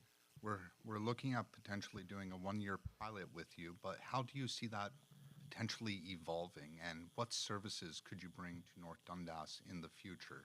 Sure, thank you.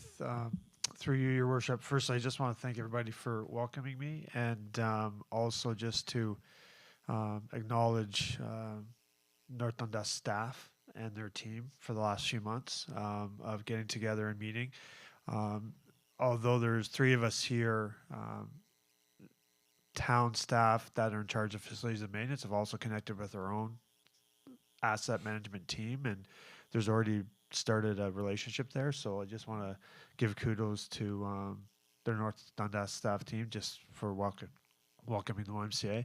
To answer your question in terms of what else we can do, the YMCA of Eastern Ontario stretches a boundary from Sharbert Lake. We have programs in Sharbert Lake through Kingston, through North Grenville to Prescott, hopefully into North Dundas. So we like to define ourselves by what we do, not where we do it. So we're not just necessarily about bricks and mortar or our physical assets. It's about going and evolving to communities that may thrive a little bit more with YMCA presence.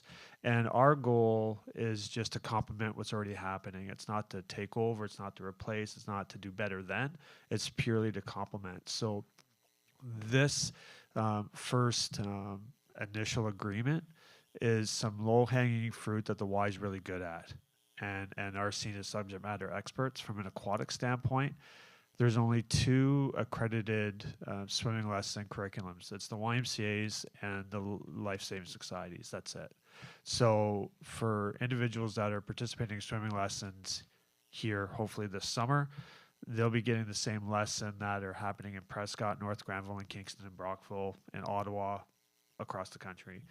But furthermore, in terms of the demographics that the Y serves as a charity, we really serve the cradle to the grave. So we're not just a kids charity, we're just not for seniors, we're for everybody, regardless of your situation from a charitable standpoint. So reading how the needs of the communities have changed, we see opportunities for engagement with other demographics, whether it's seniors programming, intergenerational programming, licensed home childcare, which we're an operator of. Just evaluating what the strategic goals are for this community, what role the Y can play with that. So we see just beyond the aquatic side of things, we see the humanities side of programming as well. So we'd like to explore those sorts of things. So those are the types of things that I think can happen in a community like this. But it all starts with developing the relationship and the partnership first. And I think that's why this one is the first one that makes the most sense. All right, perfect. Great response. And yeah, I personally would like to see this pilot go through and for the evolution to take place and to bring in more senior programs for our residents who are moving into the Wellings and et cetera. And daycare. Daycare is a challenge around here now that most of us are full-time return to work. Nonetheless, I'll pass it off to my peers up here. Thank you.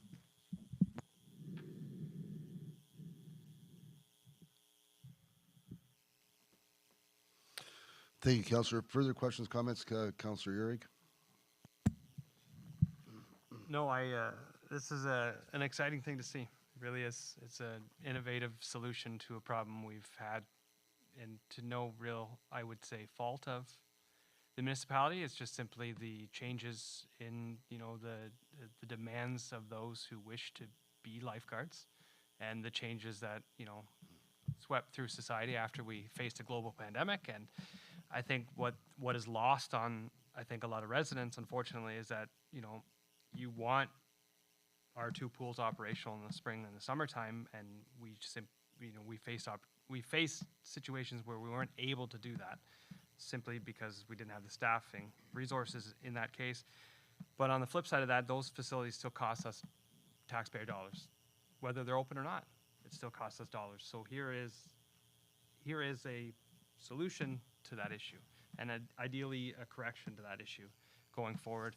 And I will say of all of it, the pieces I did enjoy seeing the most, is that the potential for future opportunities, for other collaborations on programming or different grant opportunities, whatever. And also the fact that, there are program subsidies in there, because we certainly have families in North Dundas who face financial barriers.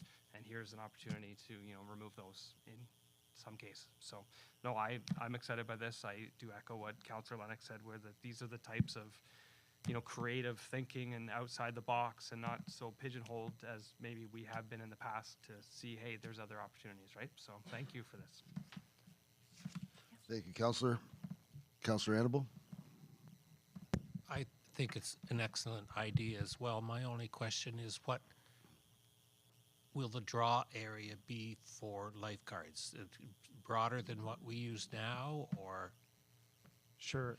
Through your worship, I'll first make a comment to Councillor Uhrig's comment around staffing, because it kind of ties into your question as well. We obviously want to develop leaderships across the region, so we would totally anticipate the majority of staff being hired through this region and this community. We believe in developing young leaders, and we feel the young leaders are probably right here. And so we would first look at that. However, given the fact that we have a larger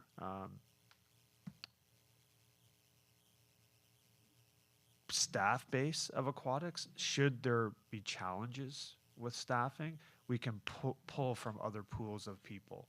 So it wouldn't be uncommon in North Granville or Prescott at some times where we would have to pull somebody who may have a shift in Brockville, or a team lead, or an aquatic supervisor, or a general manager come to fill in, sort of thing. So I think we have a bigger pool of staff. But I just want to be completely transparent to earlier comment. The pandemic did create a national lifeguarding shortage. So our partnership, this partnership, doesn't necessarily, it's going to solve all of the staffing issues, like the snap of a wrist. Like, there will be times where there may be scheduling challenges. I just want to be completely transparent that the YMCA isn't going to be the whole fix of potential staffing challenges that may come up. They may come up, and we may have to adjust our schedules and communicate those sorts of things. But I just wanted to make sure that I was transparent with that. Thank you, Councillor. Deputy Mayor. I just want to say that I'm really glad that I met your representative at AMO. So just so you know, some things do happen at these conferences. And I'm glad to see that some things come out of it because I think it's a great idea for our township. Thank you. Through your worship, we were at the Federation of Canadian Municipalities in Calgary. We were at AMO in Ottawa. Municipalities and YMCAs are collaborating more and more together because we're all finding out that we're probably better together to do things for the community than apart. So thank you for that. Yes, and when I was first presented, or whenever I first became aware of the path we're going down right now with discussions with the YMCA, I was honestly a little taken aback that we're going to bring someone from outside. But I did live this, not to the same extent, but I did live the struggles many times. Ms. Meerberg and I and the CAO at the time would struggle over how we're going to manage manage the pools with the shortage of lifeguards, with the potential burnout of the lifeguards that we're going through, and the challenges of the two pools and ensuring that people had a chance to swim at each pool, sharing the same schedule, sharing the lifeguards, and all those challenges that were there. And a lot of time was consumed, spent on these challenges.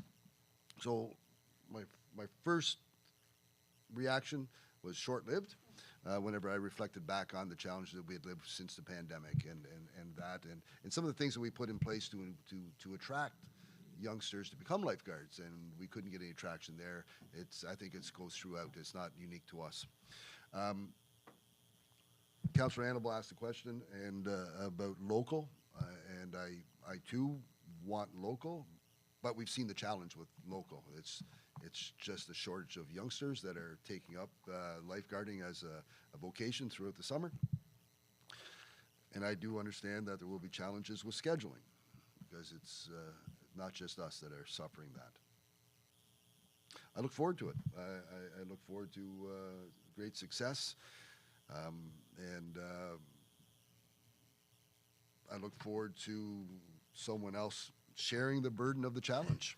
I don't want to say taking it on wholesale, but it is a challenge. And I think back to those days of sitting around every day discussing, who's going to staff this, what are we going to do, and responding to concerns and complaints from the public that their kids weren't able to get swimming lessons. And swimming lessons, I think Ms. Meerberg and I attended and visited with Dr. Paul one day about the pools and about swimming and about lifeguarding and about swimming lessons. And his comment about the pools and swimming lessons, it's vital. It is so important that young people learn how to swim.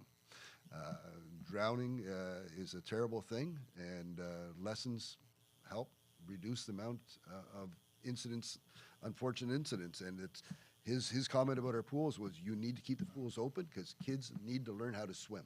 It's an important life skill, and I look forward to that continuing. So through you, Your Worship, just to compliment on what you said, from a YMCA perspective, swimming lessons and learning how to swim is an essential life skill. That's how we look at it. It's something that everyone should be able to do. And the only elevator pitchy thing I'll say is that any community is better when a YMCA presence is there. I've yet to be in a community when there was a YMCA presence and it goes away, it is better. And so I just think that it's just going to complement everything that's great in this community already. And we just want to be a really good partner and support city staff with everything they have on their plate and be a trusted partner. So thank you for having the YMCA here tonight. Yeah, and this, and I just want to thank you. I appreciate your thoughts, and I just want to close the loop on this. We've often talked about contractors supporting some of the things that we do, and in essence, this goes to that conversation. It brings in another resource that we're able to provide to the community, a resource that we can use to provide benefit to the community. So I do look forward to it.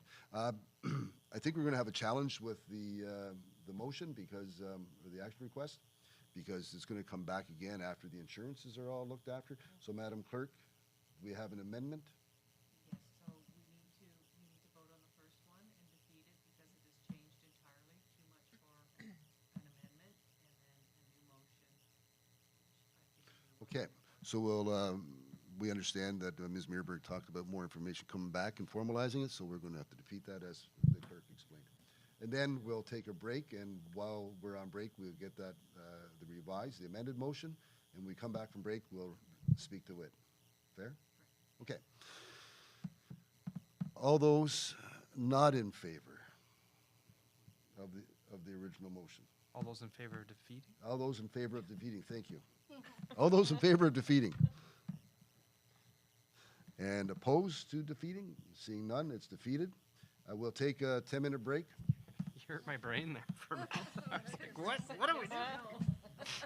We'll take a 10-minute break at 6:20, so 6:30 we'll resume, and we'll have that motion.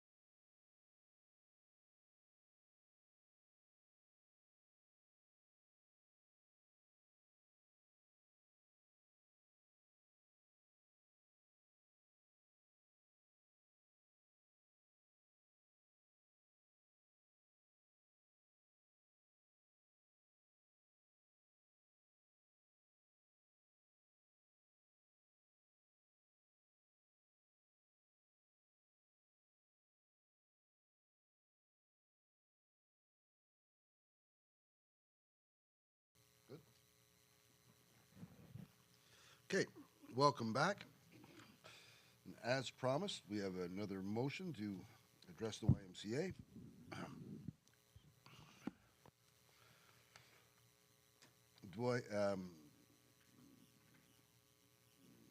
The motion will be that council approve the partnership agreement between the Township of North Dundas and the YMCA in principle, and further that a formal agreement be presented for approval at a future meeting of council. Can I get a mover and a seconder? Deputy Mayor Bergeron and Councillor Annable. And then I'll read the motion. Council approve the partnership agreement between the Township of North Dundas and the YMCA in principle, and further that a formal agreement be presented for approval at a future meeting of council. All those in favor? Opposed? Seeing none. It's carried. Thank you. We're going to move on to environmental services and Ms. Ward.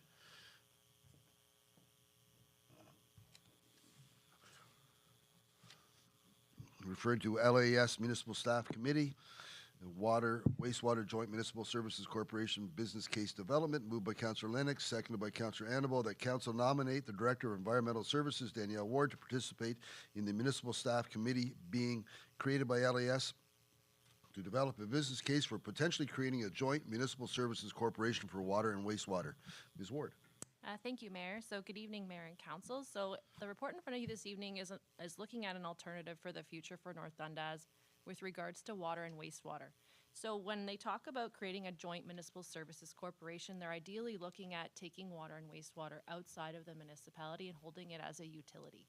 Similar to how hydro and gas are done, water would be done as a utility. It would then allow the corporation, so the Township of North Dundas, to not have the debt from water, wastewater on its books. We would, as a utility, carry that water, wastewater debt on our own. Very similar to how the program is now. The users pay for the system, the users would pay for the debt. So ideally, the LAS is actually a branch of AMO, which I'm sure Council is familiar with. So LAS right now is building case studies across the province looking at this. We are not the only township that's struggling with how to pay for water and wastewater as we continue to build more homes. So this, basically, this committee, this appointment that I'm looking to get from council will allow me to sit on that committee that's going to build the business case that we would then bring back to council to look at, to consider if North Dundas would like to move towards a utility model for water and wastewater. So that's what I'm looking for your support for this evening, and I can answer any questions if you have them. Thank you. Questions, comments? Deputy Mayor? I think it's a good idea. I think utilities should somehow be separate because the taxpayer does not pay utilities, it's from just the users. And I think being on this committee, basically you're just gathering information and case studies, and then when you come back to us, we'll have more of an idea of how that system would work. So I think it's a great idea. Thank you. Further questions, comments? No, I look forward to the opportunity of your, I guess through you, our opportunity of being involved in this process. And LAS is important, and I look to the local authority services, that branch of AMO, and the information that a group of people may be able to collect, and the support of a group, all looking for a similar solution.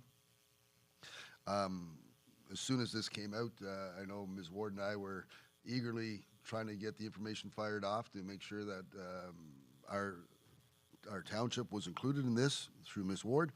And this is the challenges, and taking opportunities and challenging for opportunities like this is important. We need to think very far outside of the box and join with others in trying to find solutions. And LAS, I hope, continues to go down this path of supporting local, smaller communities with ideas such as this to allow us to better leverage our dollar and serve the community in a better fashion. I'm eagerly awaiting a positive announcement about this, so all those in favor? Opposed? Seeing none, that's carried. The water sewer allocation request for 490 Gordon Street, Lactalis, moved by Councillor Uhrig, seconded by Councillor Lennox. The council enter a 2-year agreement with Lactalis Canada for the acceptance of 20 cubic meters of processed water per day into the existing township-owned sewer system, and that staff return to council with a 2-year agreement for council's review and approval at a subsequent meeting. Ms. Ward.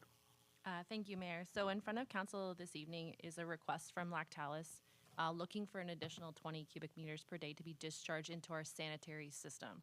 So to be very clear, they are not looking for additional water at this time. They're just looking for sewage capacity. We have reached out to our operations team that operates the lagoon, and we do have the capacity. We also have the capacity in the collection system that's in that area. Why I'm suggesting that we go this avenue, so council does have 2 options in front of them this evening. The first is the one I'm recommending, where we enter a 2-year agreement with them to accept this wastewater. It is just processed water, so ideally it's not sewage per se. So the treatment on it is a lot less than what we would normally do for sewage. So ideally, we would enter this 2-year agreement with Lactalis until they build out their new active flow system at their wastewater treatment plant. Once that expansion is completed, I have spoken to Lactalis as well as their engineering team there, and they are confident that they could reroute that processed water back to their own system. So we would just be accommodating them for a period of 2 years, hopefully less. The secondary option the council could consider is allocating them the capacity from our existing supply. However, we don't normally allocate sewer without water, so it would take water allocation out of the system, which council's very aware is scarce currently. So I'll leave that decision up to council. However, my recommendation is the 2 years because we have the capacity for the sewer, and they're not asking for any water at this time. So I feel like that's the best way forward. Thank you. Questions, comments? Deputy Mayor? Okay, I'm okay for them to have the sewage for 2 years, as long as we have the capacity. I mean, the ratepayers here already, we've spent millions of dollars upgrading our own lagoon system, and that lagoon system is made for our growth. And so I would like, you've already mentioned, so it sounds good that they eventually intend to process all their own sewage, which is great because we need our capacity so that we can grow with our infrastructure for water and sewer. I don't know if you have anything in place to be able to monitor how much they discharge. I don't know if that's something that you need to do. It's just a question. Yeah, so through you, Mayor, our idea for this specific item, so since it's processed water, we would actually use a water meter because a sewage flow meter, it doesn't always read accurately. It's a plus or minus 15% on actual flow. So it's because of, as you can imagine, the consistency of flow in sewage is not very similar to water. So what we're recommending in this case to monitor this flow is that we put a water meter on the actual outflow, and then that meter will read that processed water. We have in the past put in process sewage flow meters into the manhole in between Lactalis and the township's connection, and we have confirmed that their usage is currently what we are billing them for. However, we don't keep that in permanently for obvious reasons. We can explore that option if council wishes to pursue having a permanent sewage flow meter at Lactalis. We can do that. It would be an additional cost to the existing budget. It's not in the current budget. The water meter would be paid for by Lactalis in this instance for their processed water, but if you wanted more of a permanent solution, similar to we will talk about in the water budget, there's a permanent solution there for a different matter. We could look at that if that's council's direction. Thank you, Mr. Mayor. Since it's only a temporary thing, I don't think we need to go through that expense as it's only temporary. They are not requesting water, and I'm pleased with that because, you know, our growth has been limited because we've had no water. And so I'm okay with just the sewage portion of your recommendation. Further questions, comments? Yeah, I just, it's processed water, and I just don't want anyone to become concerned that it's the sewage. If I could call it different things, the black water, if we're campers, the black water from Lactalis does enter our lagoon system as it is now. We do take their sewage, the black water and the gray water. But as for processed water, this is an unusual request, but I think it's been well worked out through our director and our partners at Lactalis, that it's a 2-year problem that they're suffering with growth, and the new piece of equipment that's going in will. The plan is that new piece of equipment will definitely handle that excess processed water that it needs to be discharged. So, all those in favor? Opposed? Seeing none, that's carried. Additional pump testing and hydrogeological modeling for Wellfield 8. Moved by Deputy Mayor Bergeron, seconded by Councillor Uhrig, that Council award the additional pump test at Wellfield 8 to Loda Water Technical Services for $76,000, excluding HST, and that the Director of Environmental Services and the Mayor be authorized to sign any required documentation. And further, that Council approved change order 3 for WSP for an additional $42,200, excluding HST, to complete additional hydrogeological and technical services. Ms. Ward. Thank you, Mayor. So as council's aware, when we completed the water EA several years ago now, we had a deficiency by 2039 in our water system of 40 liters per second. So we've been actively searching for resources to get to the 40 liters per second, and the option we chose, and the previous council chose, was to go with drilling an additional well at Wellfield 8, which council's aware is on Lafleur Road. So we have, staff have pursued that option. We have drilled 2 production wells. And during that process, when we drilled 2 wells, we were expecting 20 liters per second, and then we were going to look at a midterm option.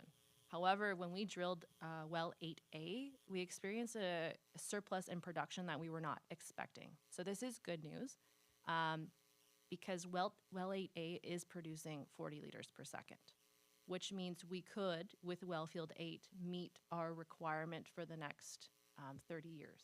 So I know council has been looking for options in the future about getting more water, and this would provide you your midterm solution. You would still need to look for the future for a longer term option, obviously, to continue to sustain development.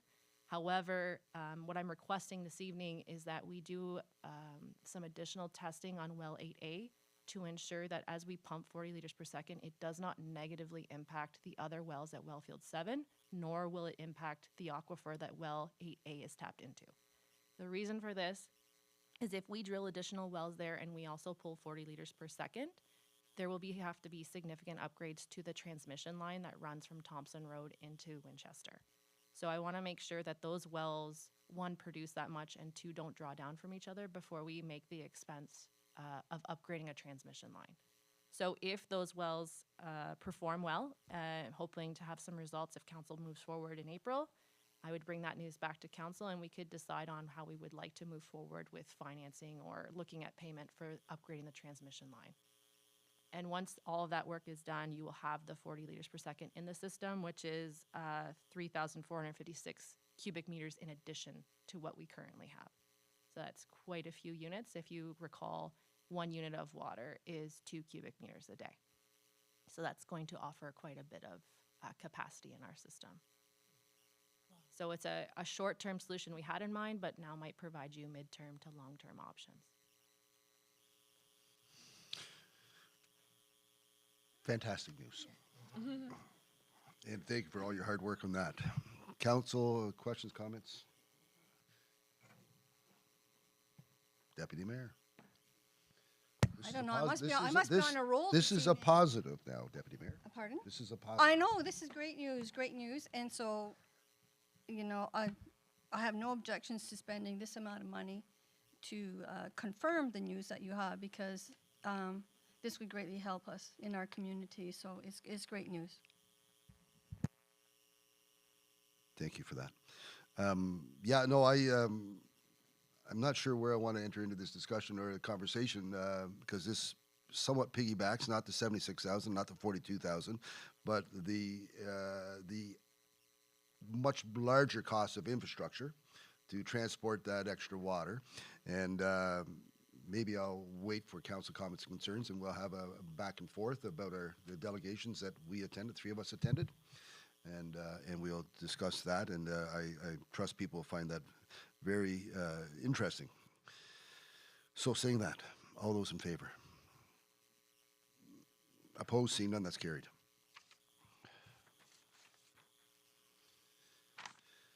In ENV 2025-01 Boyne Road landfill clearing and grubbing tender results, moved by Councillor Annable, seconded by Councillor Lennox, that council approve the award of tender number ENV 2025-01 to LBL Excavation for land clearing and grubbing at the Boyne Road landfill in the amount of $48,825.00, excluding HST, and that bylaw number 2025-20 being a bylaw to enter into an agreement with LBL Excavation for the land clearing and grubbing at Boyne Road landfill be passed and enacted this 12th day of February 2025. Ms. Ward. Thank you, Mayor. So I'll continue on this trend. So this is also good news for council. So this is coming before you because we do have approval from the ministry now to do our full expansion at the landfill. So we are moving forward, boots on the ground. We are hoping to get the land cleared this, I want to say spring, but it's not spring, this February. So this work, if council approves it, will begin February 24th. We will clear the land before March 14th because that is a nesting season, so we have to remove the trees before the birds roost.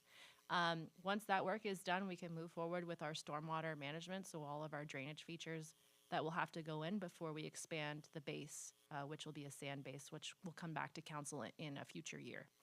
So this is on budget. We're very successful when this came out. We had 19 bids, 25 companies came to our site visit. So lots of appetite for this type of work, and very competitive, as council can see in pricing, and it did benefit us at this point in time. So just, I can answer any questions you have, and looking forward to moving this project forward. Thank you. Questions, comments? Councillor Urick.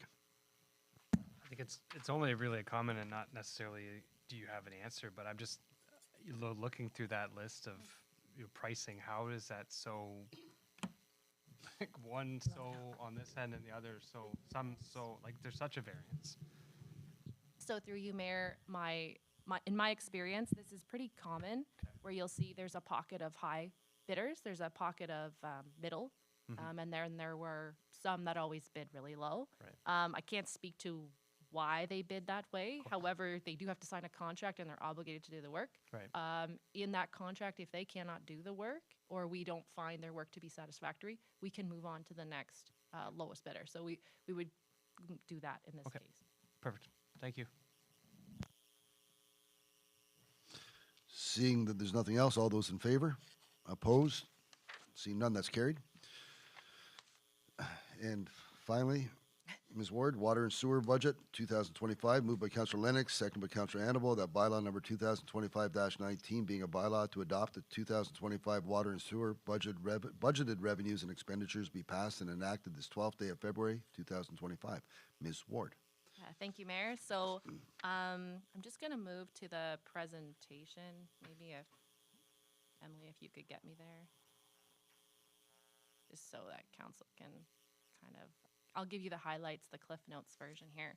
So I'm presenting to you this evening the 2025 water sewer budget. So unlike taxation, water sewer is funded through rates. Water sewer does not rely on taxation for any aspect of its budget. So moving forward, just a quick overview and a reminder to council that any decisions we make during the budgeting process, not only myself, but also council is legally obligated. If something happens to the system, you could be sued. I just have to remind you of that every year. It's not a threat, it's just a requirement of my position, unfortunately. So services we currently provide to the township is water treatment. We have 6 groundwater wells. Wellfield 8 will bring on 2 more, hopefully by the end of this year, maybe earlier than that. Water distribution, 51 kilometers piping, wastewater, 27, and then we also have 2 sewage lagoons, 1 in Winchester and 1 in Chesterville. So council will recall in 2024, I brought a water and sewer, I already brought forward the rates for 2025 and 2024, and those rates are based on a rate study that was completed by a third party. So we follow the rates that are in the study. Staff do not set the rates every year. It's based on a number of factors such as asset management, capital requirements, growth, and projected usage on both the water and the sewer front. So this is just going back to what I said previously, where water infrastructure and sewer infrastructure is funded completely separate from taxation. I just want to make that clear because I know we're talking about rates tonight and taxation, so just making that a little clear for everyone in the audience as well. The composition of the 2025 water budget, you'll see that majorly it's based on water fees, but you will see something that we haven't seen before, which is the 37% loan. So in council's history, we have never had loans for water and sewer, but due to growth and due to requirements to meet that growth, we are taking out long-term debt. And these loans, that section is comprised of interest and principal payments on the loans we have. This is looking at expenses. So again, you will see a little bit of a different shift than we've had in previous years. 82% of this budget is for capital. In previous years, it would have probably been more like 82% is for operating. But again, based on that growth, we are seeing more of that headed towards capital. Similarly, in the composition of the sewer budget, you'll again see sewer fees, but then loans is 41%. So we are getting into an area where we're heavily relying on long-term debt to pay for some of these upgrades that are required for growth. Similarly, for expenses, you will see capital is again the majority of this composition of the budget. These are reserve fund balances, so we do have healthy reserves in water and sewer, and that is it is a requirement to maintain reserves in water and sewer, and that is again based on the rate study we had done. So it proposes different levels in reserves. I will speak to this a little bit later, but we will be having another rate study done in we're currently actually in the middle of it right now. And what it will do is it'll come back to council to recommend what those new reserve balances should be. And if they are overly healthy, perhaps taking money out of those reserves and putting them down on long-term debt to reduce that payment obligation or to reduce the amount of years you'll have that debt, which again does impact your municipal borrowing capacity.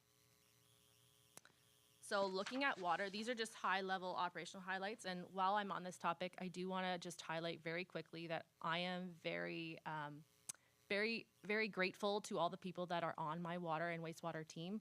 It's not just myself. I have my infrastructure coordinator who does a lot of this work, as well as Aqua. So together we are a great team, and that's how we're moving all these projects forward. So just a shout out to them for all their help, as always.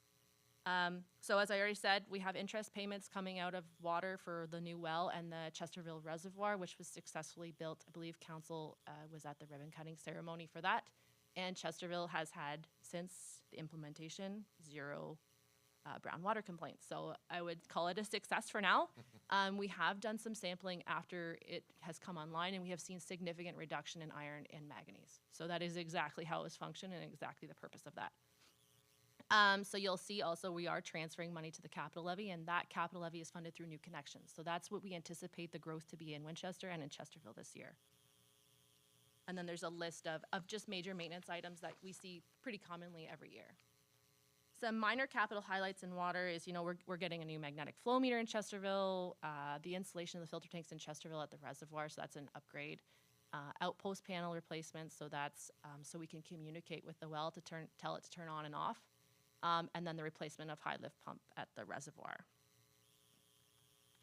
Some other items is we're getting a new VFD, and then water meter replacements in Winchester. So this will be a big one for council to focus on because this could reduce staff costs over time.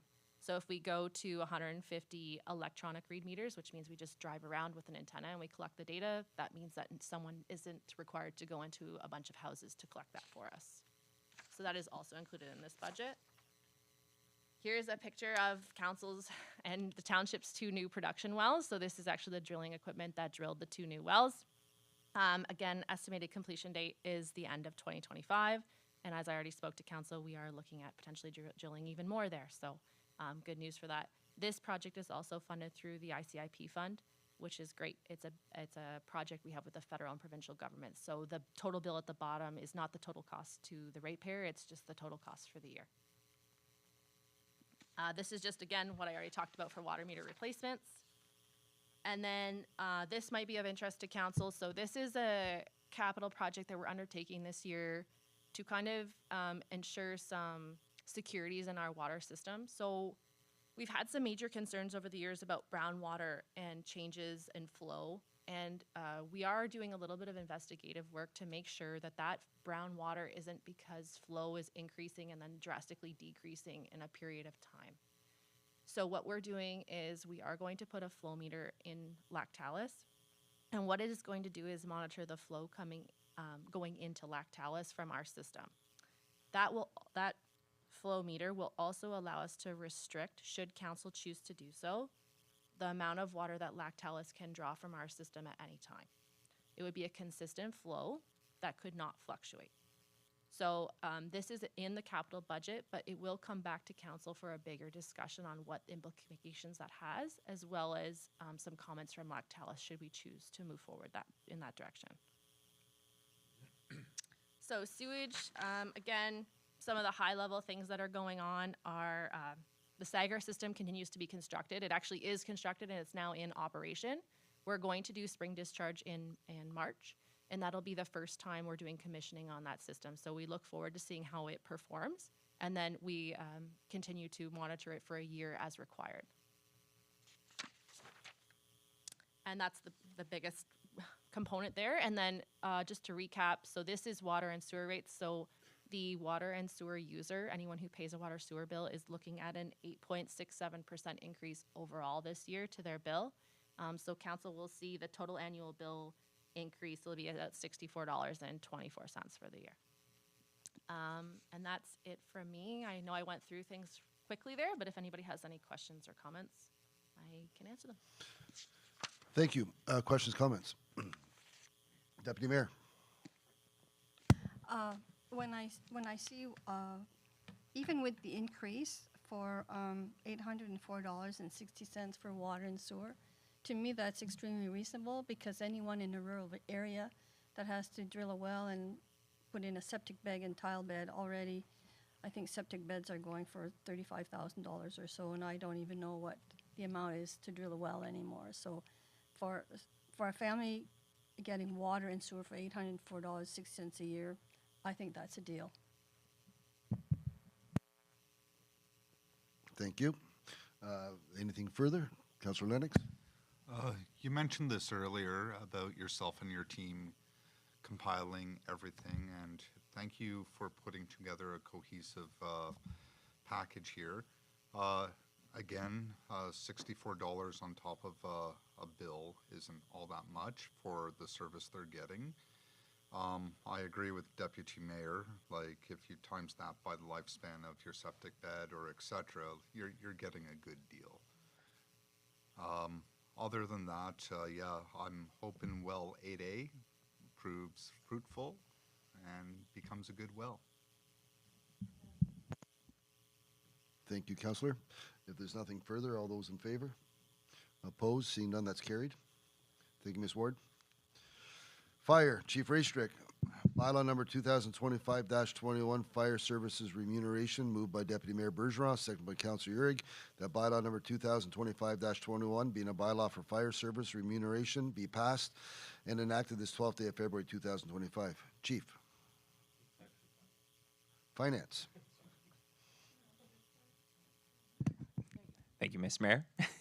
This is an update to our fire services bylaw for remuneration.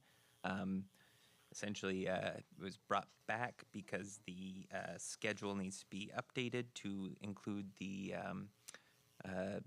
cost of living adjustment increase for 2025 of 1.8%, which is the same as what our staff has received.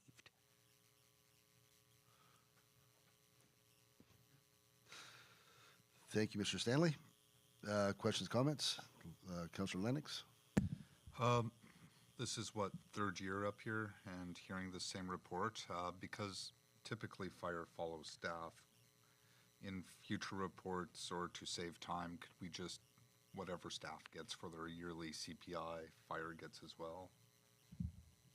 That's a good thought. I'm not sure. I look at Mr. I know Stanley. it's just a couple of minutes, but we're already at 7 p.m. and Through you, Mr. Mayor. We do intend to bring the staff policy to a later council meeting, which will include the fire services and our part-time staff to streamline this process. ooh, I like it. Stay tuned, eh? So, any further questions, comments? Seeing none, all those in favor? Opposed? Seeing none, that's carried. And we're going to move on to finance. Mr. Stanley. Bylaw number 2025-07, the interim tax levy, moved by Councillor Urick, seconded by Deputy Mayor Bergeron, that bylaw number 2025-07 being a bylaw to provide for an interim tax levy applicable to the year 2025 and to establish the due date thereof, be passed and enacted this 12th day of February 2025. Mr. Stanley. Thank you, Mr. Mayor. So we're just looking to implement the interim tax levy to be 50% of the 2024 levy with a due date of March 31st, which is the March 31st, which is the last working day of the year, similar to previous years. Thank you. Questions, comments? Seeing none, all those in favor? Opposed? Seeing none, that's carried. And now, we're going to move into bylaw number 2025-15, adoption of the 2025 municipal budget, moved by Councillor Annable, seconded by Councillor Urick, that bylaw number 2025-15 being a bylaw to adopt the 2025 municipal budget, revenues and expenditures be passed and enacted this 12th day of February 2025. I am looking forward to questions, comments. Did I miss one?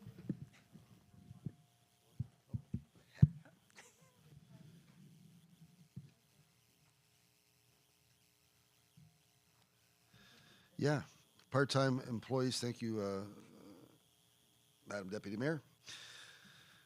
2025 part-time employee remuneration, moved by Deputy Mayor Bergeron, seconded by Councillor Lennox, that council authorizes and approves the 2025 part-time wage schedule as presented, effective January 1, 2025.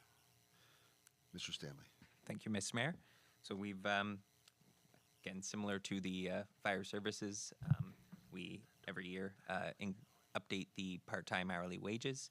In this case, the minimum wage in Ontario has increased to $17.20 as of October 1st, 2024.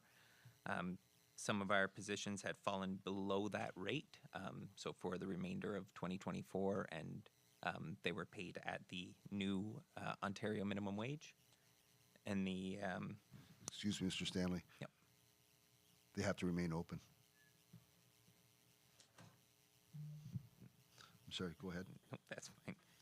So we've increased some of the part-time wages to remain competitive and also meet the Ontario minimum wage, as well as some of the other positions which increased by CPI, which would be the trapper and crossing guards. I've also simplified the Schedule C, which is our part-time laborers, so that they actually match the salary grid rather than the position title. And once again, this will be brought with the staff policy at a later date to streamline the process. I was trying to streamline it too. Questions, comments? All those in favor? Opposed? Seeing none, that's carried. And we'll move into the much anticipated bylaw number 2025-15, adoption of the 2025 municipal budget, moved by Councillor Annable, seconded by Councillor Urick, that bylaw number 2025-15 being a bylaw to adopt the 2025 municipal budget revenues and expenditures be passed and enacted this 12th day of February 2025. And I'm looking forward to the conversation. Well, Logan and I will do a tag team on this one. So this follows up on our last council meeting. There were some discussions on what to add and what not to add and what to look at. And I appreciate councils coming in to see staff and going through different directors to explain their wishes. Sorry about that.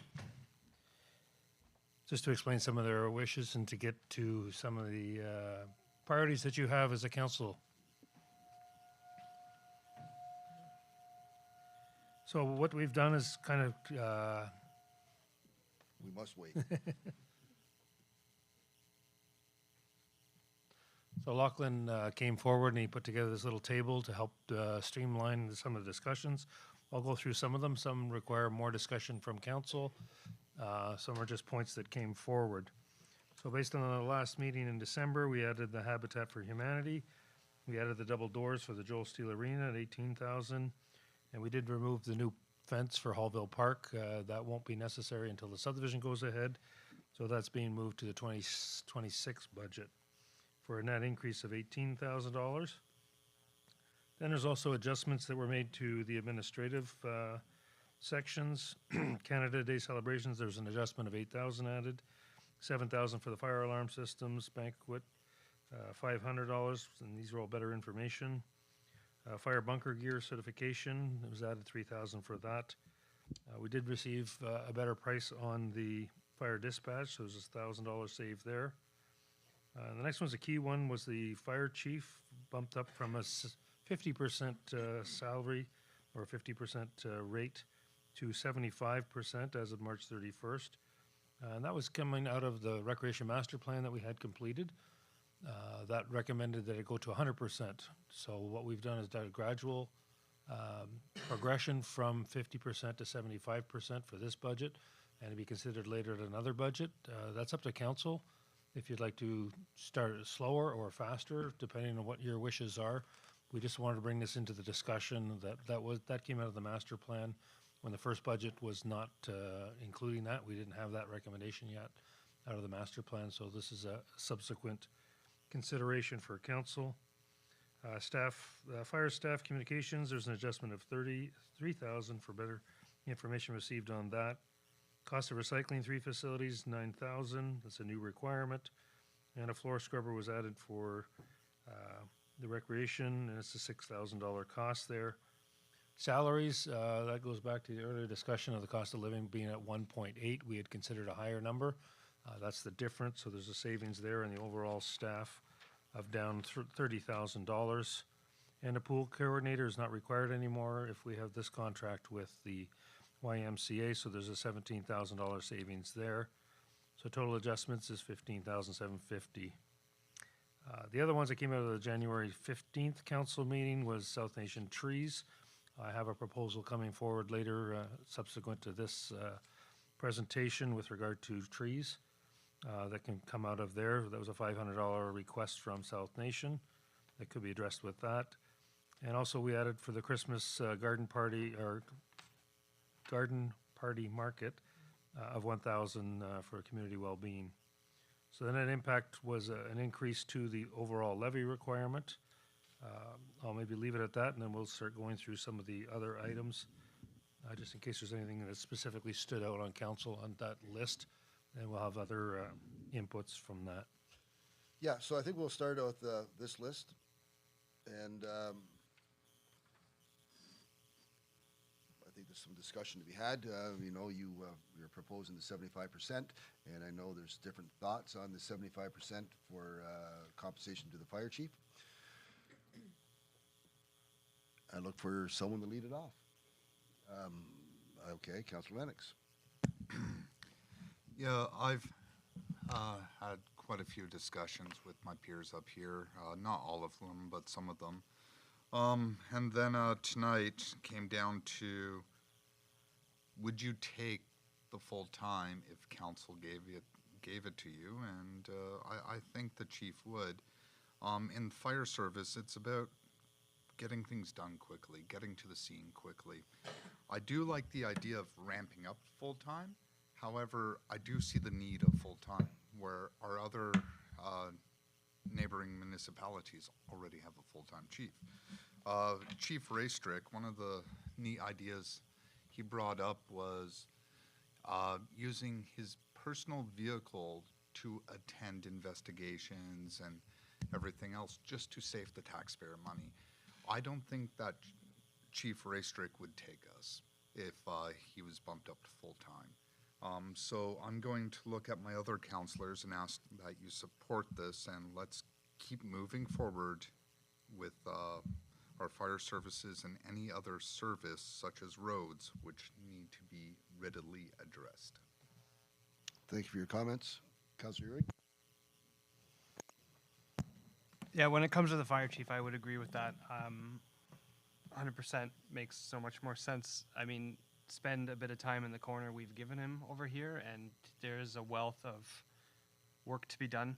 I think an outsider looking in wouldn't quite understand that, especially, you know, given that there was a structure in place for years in this municipality, which worked, and I'm not disparaging that, and I very much appreciate the hard work done by those who have come and gone within the fire service, but it's just simply the administrative burden, the bureaucratic burden that has increased tenfold or more through the years is just unseen by the general population in North Dundas. And I think having somebody in place to tackle and handle those issues 100% of the time is of service and benefit to all of us in North Dundas. So I would be in favor of that, absolutely. Thank you for your thoughts. Councillor Annable? Well, the only thing I would add to what the gentlemen have already said, we've got the water, we're going to get bigger, there's more area to cover, more men to address it, maybe more vehicles to address it, and I think it's a good idea to have you here full-time. Deputy Mayor brought it to my attention that we need to address this issue, and I look at her for your thoughts. I'm trying to understand. So, did you, John and Matthew, say you would like to see 100%? Is that what you're saying? Okay. And as for the vehicle, you would like to see not him using his personal vehicle. Is that what I hear? I believe the chief has a creative solution to use an older vehicle, and did some calculations where he could possibly get 10,000 more kilometers out of it, and with the amount of driving he's doing would equivalent to a couple of years. Yeah. Okay, so this is but this is where Morwood is getting a new truck. Is Morwood getting a new truck in here? I think that's what it reads. Okay, all right. I'm good. I understand what everybody's saying now. No, and I'll weigh in. I sat and Councillor Urick referenced the former, I guess he was referring to the steering committee that we had for years, and we held off in making a decision as the steering committee and as members of council at the same time, making a decision about moving towards a full-time fire chief. There were lots of reasons why that we did that. I don't want to get into a big diatribe about the reasons why. We wanted to make sure that we did not tread in the same muddy path that other municipalities around us traveled in, where they thought they had done the right thing and then caused lots of upset in their fire service, which is, as we all know, vital, and caused a lot of discontent and hard feelings, and not understanding the community and the culture and the budgetary impacts that decisions made at the fire service in the fire service have on us. I think of my time in the fire service dealing with full-time, part-time, full-time fire chiefs that were full-time firefighters in the city of Ottawa and chiefs locally, not in North Dundas, and how there was no end in their mind to money. And there was no way you're going to dispute that because you hired someone believing that they had the best interests, and they did have the best interests, but their experience did not allow them to understand the challenges at a local level. I'm more than comfortable with the decision made by this council in the past, and I know in discussion we talked about seeing how it went for a period of time, and from that point, let's move into the full-time role. I think we're there. I don't have to sway the vote. I'm not going to try to sway the vote. I've heard your voices. Councillor Hicks. Yeah, it just occurred to me. I don't know if it's ironic or a coincidence, but being a local resident and also a business owner, he's saving us 15% by paying taxes here in North Dundas. Yeah. No, so I think we'll just like to alter that, Mr. Stanley. Okay. And the next item comes to mind. Is roads on anyone's mind? Where are we at with that, Mr. Stanley, the roads? Can we get that up on the screen, please? Don't have any,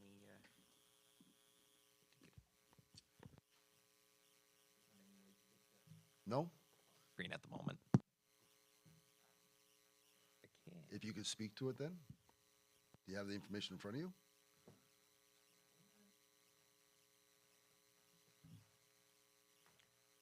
Mr. Paul. If I can, Mr. Mayor, maybe Jamie can pipe in for a moment with regard to the grader attachment. There's been some new information provided recently, and then maybe that'll help council's discussion It will. with regard to the roads.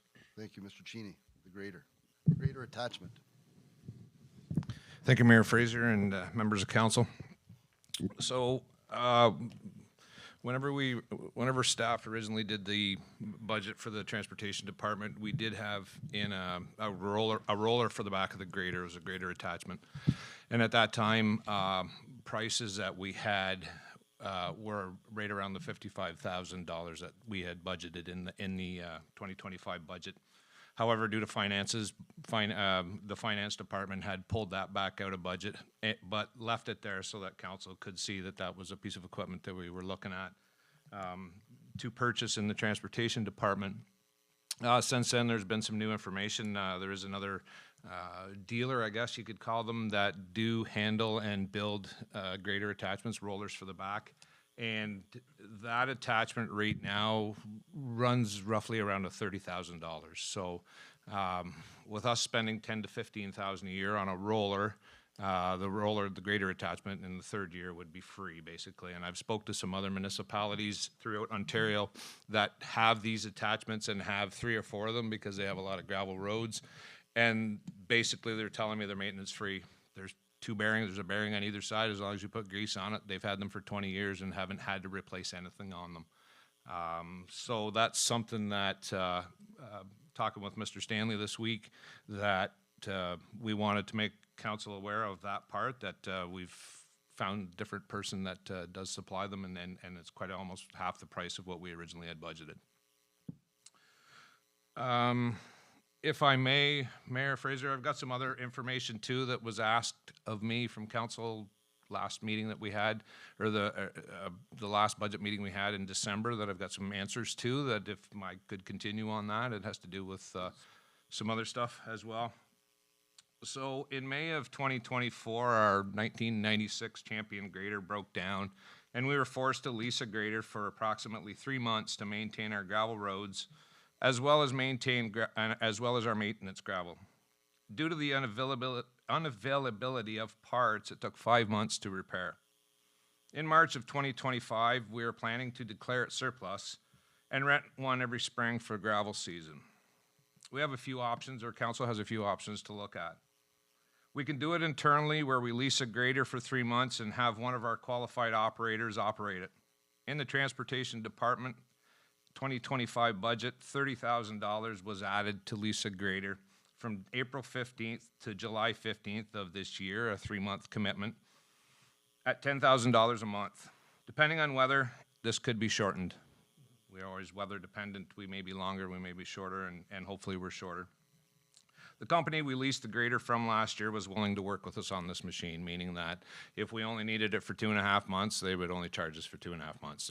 They're not that sticky on the commitment, but we do need one roughly for about 3 months with weather, and that's what we seen last year whenever we started our grader maintenance or our gravel road maintenance. The second option we can look at is we could hire a contractor to complete the work.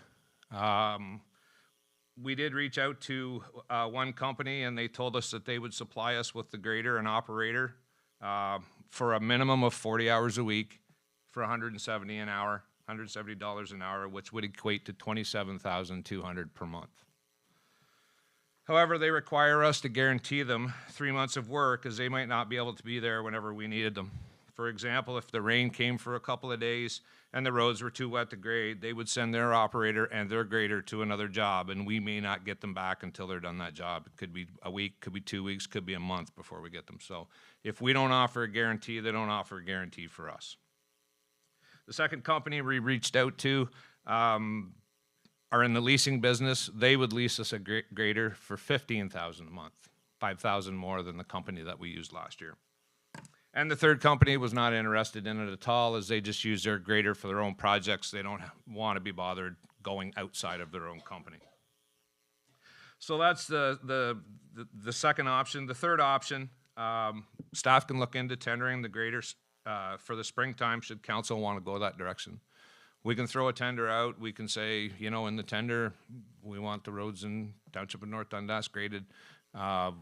However, we do have a brand new grader that we will be using, so we will be doing it mostly with our grader. It's just in the springtime when we go to grade the roads and put gravel maintenance down. It's too much for one grader. We just don't have the time or the manpower. We do need the second one.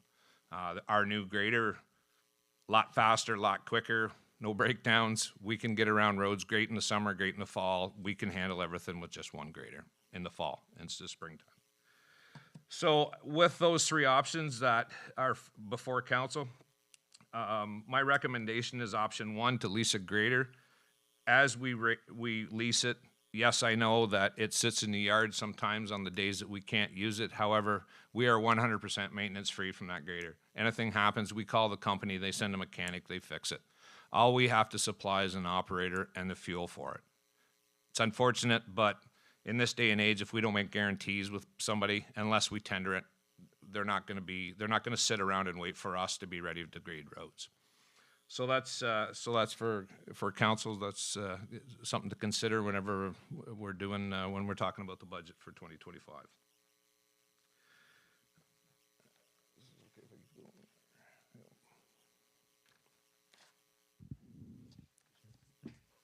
Thank you, Mr. Cheney. Mr. Stanley. Thank you, Mr. Mayor. I do have currently in our budget we have the Nation River Road, the Maple Ridge Road, and the Shaw Road for $1,036,000. Of that, most of it is coming from transfers. Currently affecting the tax rate is approximately $220,000. There are three other roads that we were looking to pave this year, which is Hindman Road, Mountain Boundary Road, and Windcrest Road. For the total for the three roads would be $957,000, and say each road, say Hyman Road would be $364,000, Mountain Boundary is $401,000, and Windcrest is $192,000. Thank you, Deputy Mayor. Okay, so from the roads report, they were recommending that we add 300 and something thousand to start that. And on that list of roads that you just mentioned, Hindman Road is the one that is in the 300,000 range. So I think basically we have to decide if we want to be in that program, that road study program, if we want to add this 300 like Hindman Road to the budget, or if we want to borrow the money, but this is what we have to decide.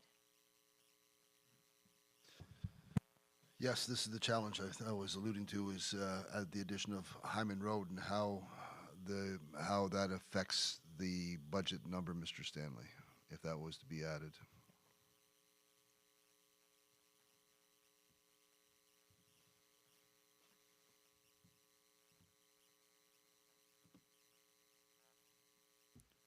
Looking for the tax rate. The tax rate, yes. It would increase to 9.75. Pardon? 9.75%. 9.75. And without it, it was?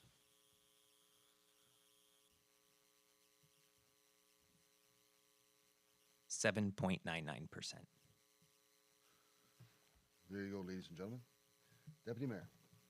Okay, my question is that like the total tax including counties and education, or is that just our own? What is the percentage for our own, for the township? Yes, that is the blended rate and the effect on the residential taxpayer.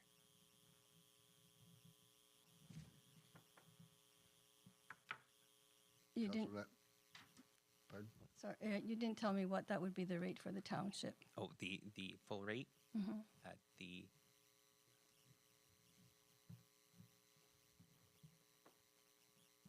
total rate would be 17.66%. Councillor Lennox. That's a big number. Mr. Cheney,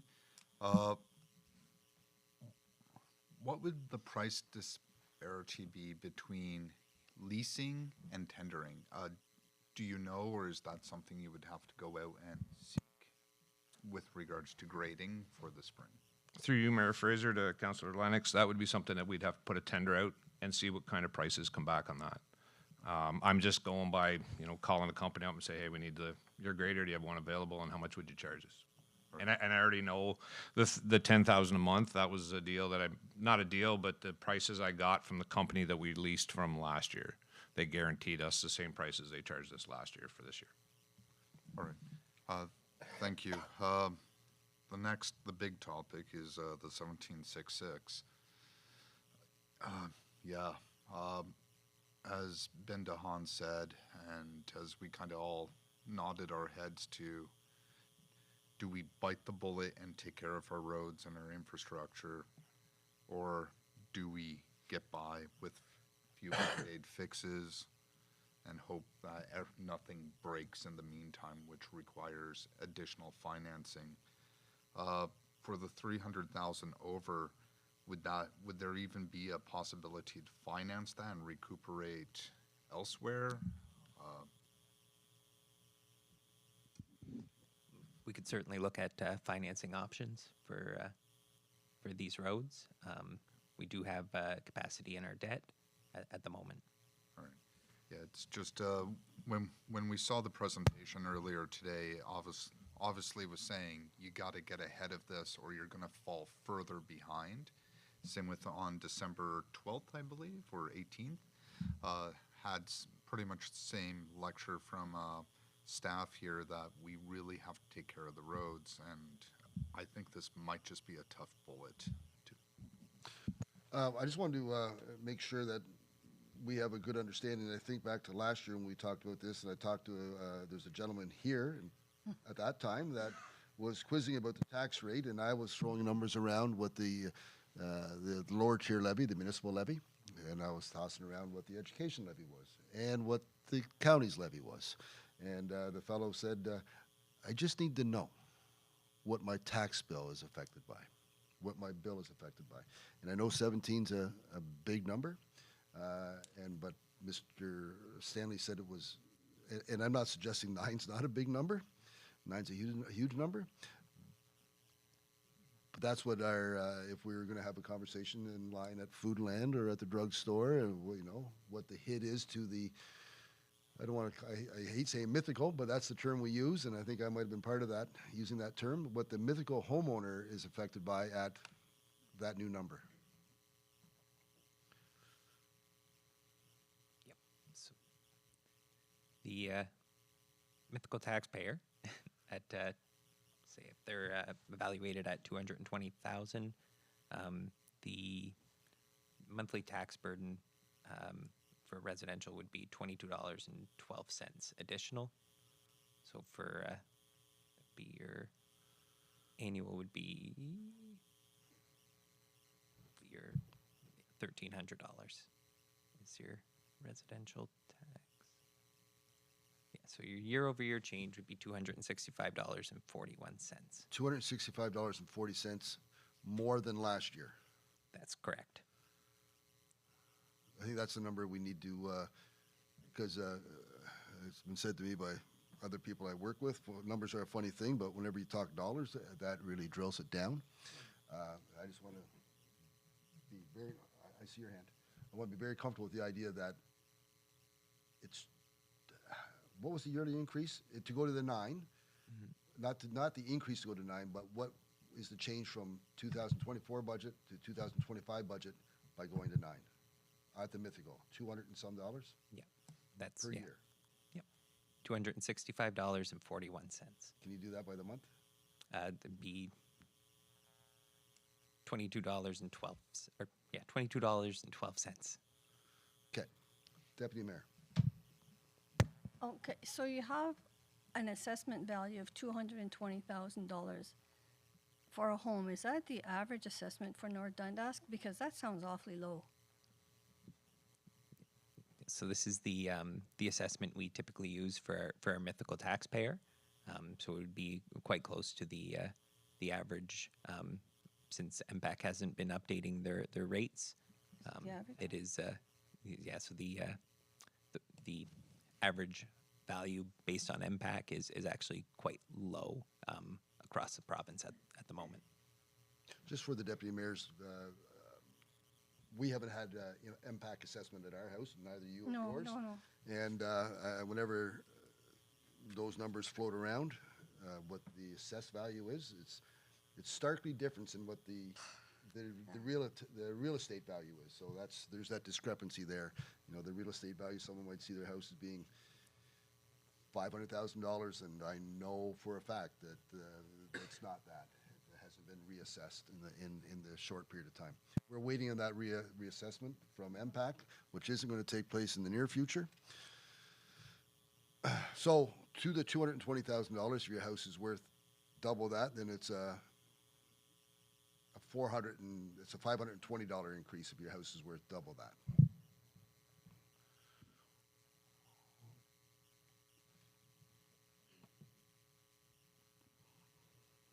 Councillor Hannibal. Oh, I'm sorry, Deputy Mayor. Okay, so the 30,000 for the roller and the 30,000 per month for leasing, is this in the budget or out of the budget right now? Through Mayor Fraser to the Deputy Mayor Bergeron, the 30,000 is in the budget. It was originally 55,000 for the greater attachment, is out of the budget. So we would have to add the 30,000 back in for the greater attachment.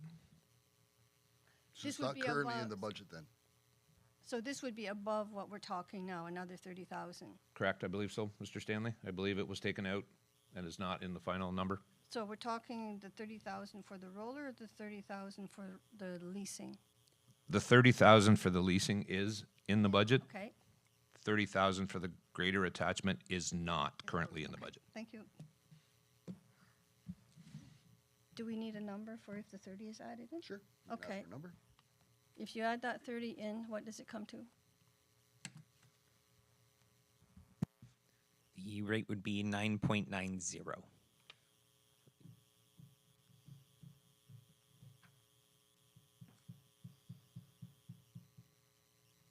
Councillor Uri.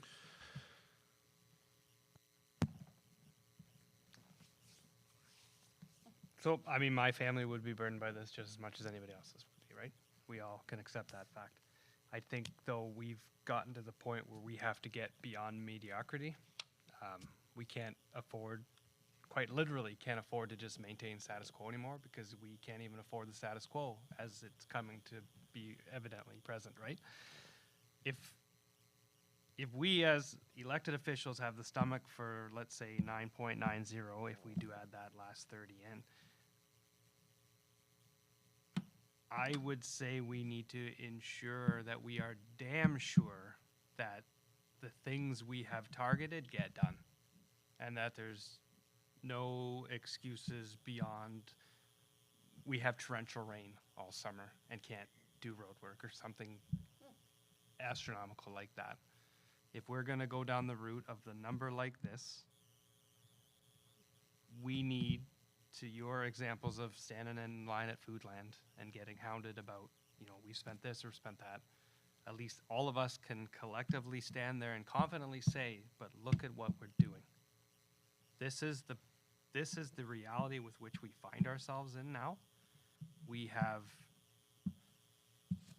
at times in this municipality, have not done things that we maybe should have done in the dollars of that day. And now, as I think I said in other meetings, all these chickens have now come home to roost and we have no choice. We literally, most of these things have us over a barrel. So if 9.90% is what we ultimately settle on, and I'm not suggesting that is, that's just the latest figure. I want, as an elected official, and the four of you, to be able to say, but look at what we're doing. You complain about roads, we're doing roads. You complain about the gravel roads, well, now we've got this attachment that can theoretically maintain them better than we've ever done before. We have another, you know, we're gonna get pummeled with snow tonight, tomorrow. I am suspecting our gravel roads this spring are gonna be in awful shape. We're gonna have that second grader, and we're gonna be able to run it and take care of these things. But if we settle on a number like this, and then we can't say, well, we're just throwing Band-Aids on still, then that's the issue. So I think if a number of this size, which I think has got to be near precedent setting in this municipality in the last 20 years, we need to be able to have proof of our efforts. Well, we do face challenges, Councillor. You know, we have the 2 pools, 2 arenas, you know, and the amenities enjoyed by many and by almost all that we need to try to maintain. There's bigger challenges ahead there are bigger challenges to be presented to us ahead when we look at the RMP, the rec master plan that's going to come forward eventually, and the challenges that we'll have to make decisions on. But the challenges that we're facing right now, to your point, some of those challenges have come to us whenever I think back to the zero tax rate that, who was here? Mr. Pohl was here for that, and I was here for that. Zero tax that 1 year, worrying about thinking we were doing the right thing. I think it was, 4 or 5% back then, and the burden today wouldn't be the same. And the frugal years that we thought, and the public were sometimes appreciative of the frugalness in years past. This seems to be a cycle. I think it was more than 20 years ago. They hit a high number for tax increase locally because of that frugalness that took place for a series of years, and then you have a hit. The roads aren't going to get any better unless they're looked after. The quality will continue to deteriorate. We won't be able to keep up with the plan, and be it 9.9 or I think it was 8 you were mentioning earlier, Mr. Stanley. The 8 is going to underserve us, and the 9 is going to fit a plan. We have a plan, we have staff, we have a commitment. Well, yes, and if yes, this is the number that means we get ahead, and we need to get ahead. Deputy Mayor. I just wanted to remind council that last year, when we were at budget time, if you recall, we had it up to 14%, and that we had a lot of backlash on the internet, in the media, how horrible that was, and so we got together, and it was because of roads, by the way. It was because of roads. We got it down to 9%, and we removed some roads. And then, of course, later on in the year, if you remember, we had a room full of people here screaming because of the condition of the roads. Ironic, isn't it? So now we're here looking at close to 18% locally compared to 14%. And so we're probably going to get screamed at because it's 18%. Absolutely. I mean, it is going to happen. But we need the roads done. Yeah, I think there's good understanding. We've had good information, Madam Deputy Mayor delivered since that meeting.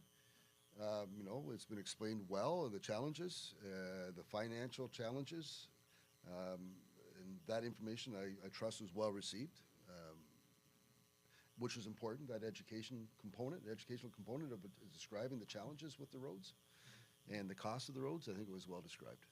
And it comes down to, do we want to have good roads, or do we not want to have good roads? And this is the plan that we see Mr. DeHaan worked on with our staff, and this is part of the plan to get to the point where we have good roads and a system to ensure, a plan to ensure we have good roads. Or do we not have good roads? It's as simple as that. Simple as that. And if you reduce it to, not you, but if we reduce the amalgamated down to a number that removes the opportunity to have good roads. We'll still pay a high number, and people will see that the $22 a month or the $44 a month, am I correct to be saying those numbers? Close enough. The $44 a month to ensure that they're not upset that they're tearing the front end of the car off and they go up and down to deliver the kids to school. That's, it is the price of comfort and convenience. Councillor. Is there any way to convey to the taxpayer in maybe a Reader's Digest version of what actually roads cost, water costs, sewer costs, so that they're aware? I think they need an education. Well, we provided that information. I think the capital sheet that was presented to us, it was in the package recently. That outlined, you know, the capital challenges we have in front of us, and Ms. Ward's presentation today talking about the water sewer rates and the reason why they go up and the cost of the items and the projects. Those numbers aren't unsubstantial. They're presented. And this forum is the best forum to talk about it. Mr. Mayor, I have a question. We haven't touched recreation.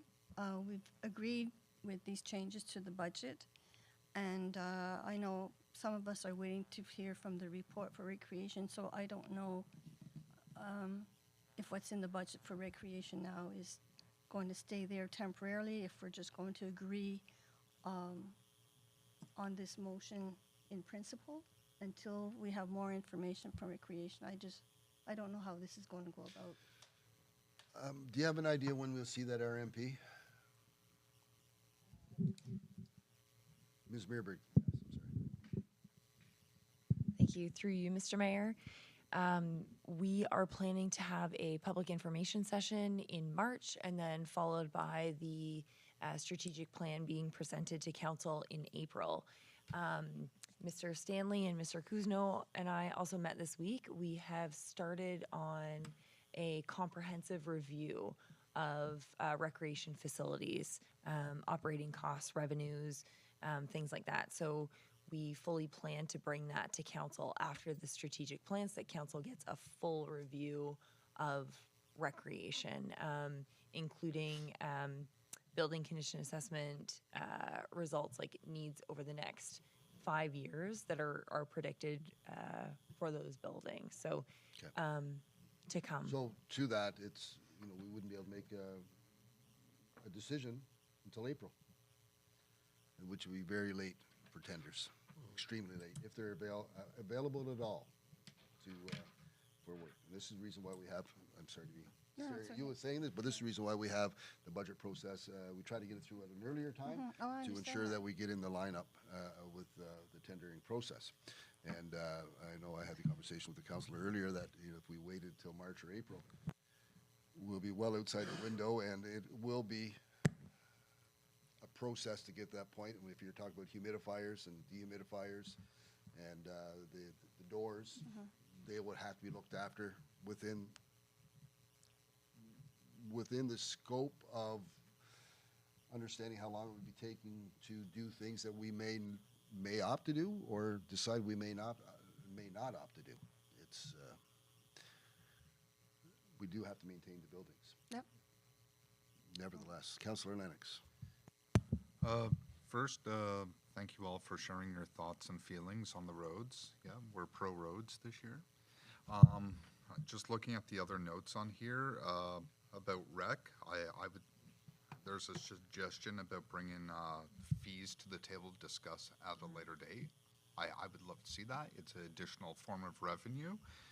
And when we're talking about revenue and with the 9.90, I look at this as a business. I'm not a business owner, but I like to pretend some days. And I'm looking at our roads, our infrastructure, our rec, and how all the departments fit together. We are rebranding, and as Councillor Ureg mentioned, we're going to be accountable. As Jamie's accountable for the roads and infrastructure and goods moving through, Megan's going to be responsible for delivering those services to all different user groups and Danielle is going to be so responsible for growing our tax base. And Chief Raystrick will be responsible for protecting it. And I agreed to Councillor Urig's sentiment, and that was well said. I appreciated that little speech. The other thing that stands out here is Mr. Mayor brought up the OMERS opportunities for those who don't have the option. Is that still in the budget? Okay, cool. That's all I have, Mr. Mayor. Thank you. So we could sit around going back and forth on this, or we can make a decision. Mr. Stanley has the numbers in front of him. We can do it in principle, or we can just pass it. I think we'll by bylaw. Is that an opportunity we would have tonight?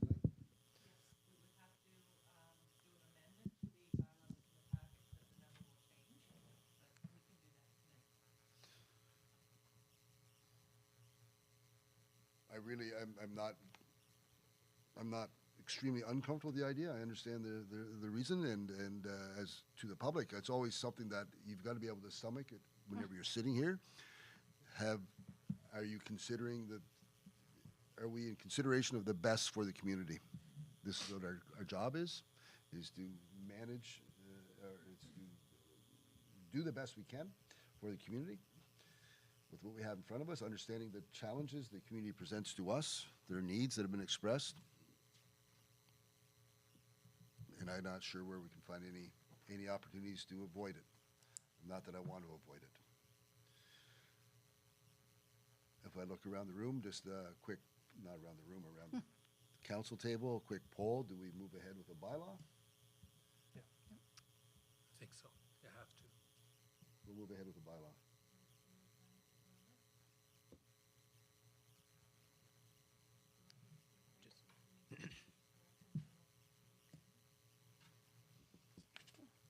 Mr. Mayor, if I may, I just want to confirm that Chief Raystrick will be made 100% full-time.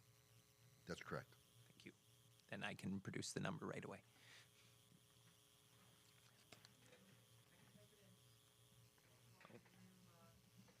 So the levy will be at $10,787,674.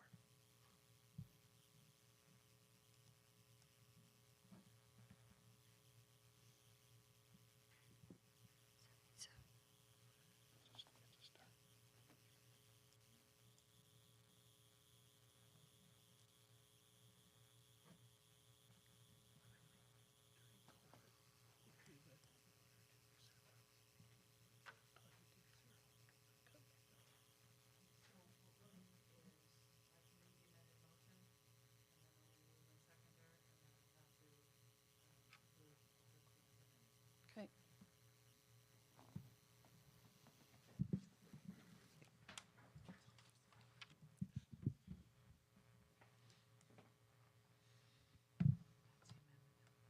Right now. So I'm going to read the amendment that the current year lower tier amount to be raised through taxation and bylaw number 2025-15 be amended to read $10,787,674.0. I need a mover and a seconder. Councillor Lennox, Deputy Mayor. Moved by Councillor Lennox, moved by Deputy Mayor Bergeron, that the current year lower tier amount to be raised through taxation and bylaw number 2025-15 be amended to read $10,787,674.0. All those in favor? Opposed? Seeing none.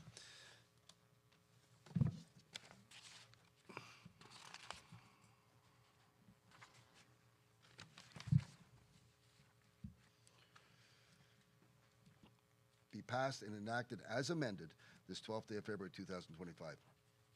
All those in favor? Opposed? Seeing none. Thank you. Okay. Thank you, Mr. Stanley. We can all catch our collective breath. Move on to key information. Mr. Pohl. Thank you, Mayor Fraser. The next item on the agenda is with regard to our current burn permit fees. They haven't been increased for some time. So we're proposing an increase to them. But that increase would strictly be used to put into a separate account for tree planting in the municipality. We currently charge $15 for a permit. It is for the entire year, this burn permit, so you can have multiple fires on your property, multiple times. The permit lasts for that particular property for the whole year. It's currently at $15. We have a proposal to increase that amount to $30 from $15, and that would allow us to put $15 per permit aside for tree planting. The tree planting would be done in our municipal parks as well as along our existing roads as a buffer. As you know, over the last number of weeks, actually, with the blowing snow across a lot of our roads, you can see the impact it has on the roads when we don't have protection or buffers along the road. So this would go towards helping some of that. Money could also be used. South Nation acquires lands and for tree planting on their lands also in the future, if that's something that council wants to pursue also. But the intent would be for tree planting in our parks and along the roadways. These are burn permits, so you're losing a lot of greenery in the municipality with the burning that goes on. This would contribute towards reestablishing some of that in places that are maybe more suitable for it than, blocking farm equipment from getting their equipment on the fields and stuff. So I did circulate this to the ag rep for our municipality, the Dundas Federation of Agriculture, and also sent it to Jackie Pemberton, the former chair and for OFA also. She got back to me. He hasn't. Ryan hasn't got back to me yet. But Jackie said she would push in favor of option 2, which is a $10 increase rather than a 15. But it's just a key information report. So if you want to have a bylaw come back to implement this, that would come to the next meeting. This is just to put the question out there: is council interested in pursuing this or not? Deputy Mayor. Mr. Pohl, I think that's a great idea. For a homeowner that can have many, many bonfires in their yard, $30 a year is very inexpensive. The agricultural, for the time that you have to spend and go inspect the piles and everything, I don't think that $90 is asking a ridiculous amount for that either.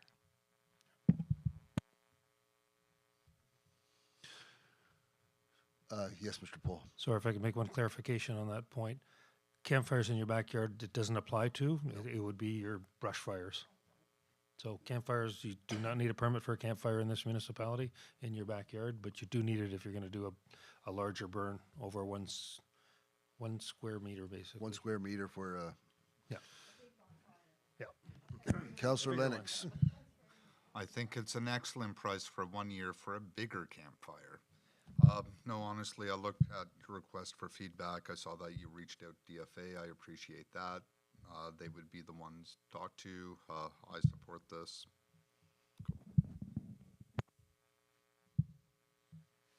You looking for, yes. Yes, you're good?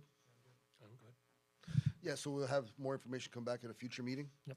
Thank you.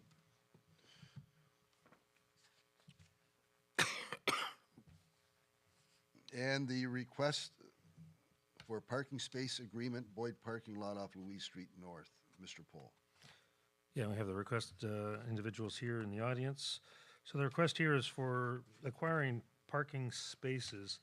They want to increase the capacity of this building, which used to be the Henderson Hall. Some of you may be familiar with it. It went up for sale, it was bought, and there's a gym or a class just taking place upstairs right now in the facility, and that might be vacated, and they're looking to convert the existing building into 4 units. It's not economical for them to convert it into 2. It's better for them overall with the purchase price and everything else to get it to 4 units.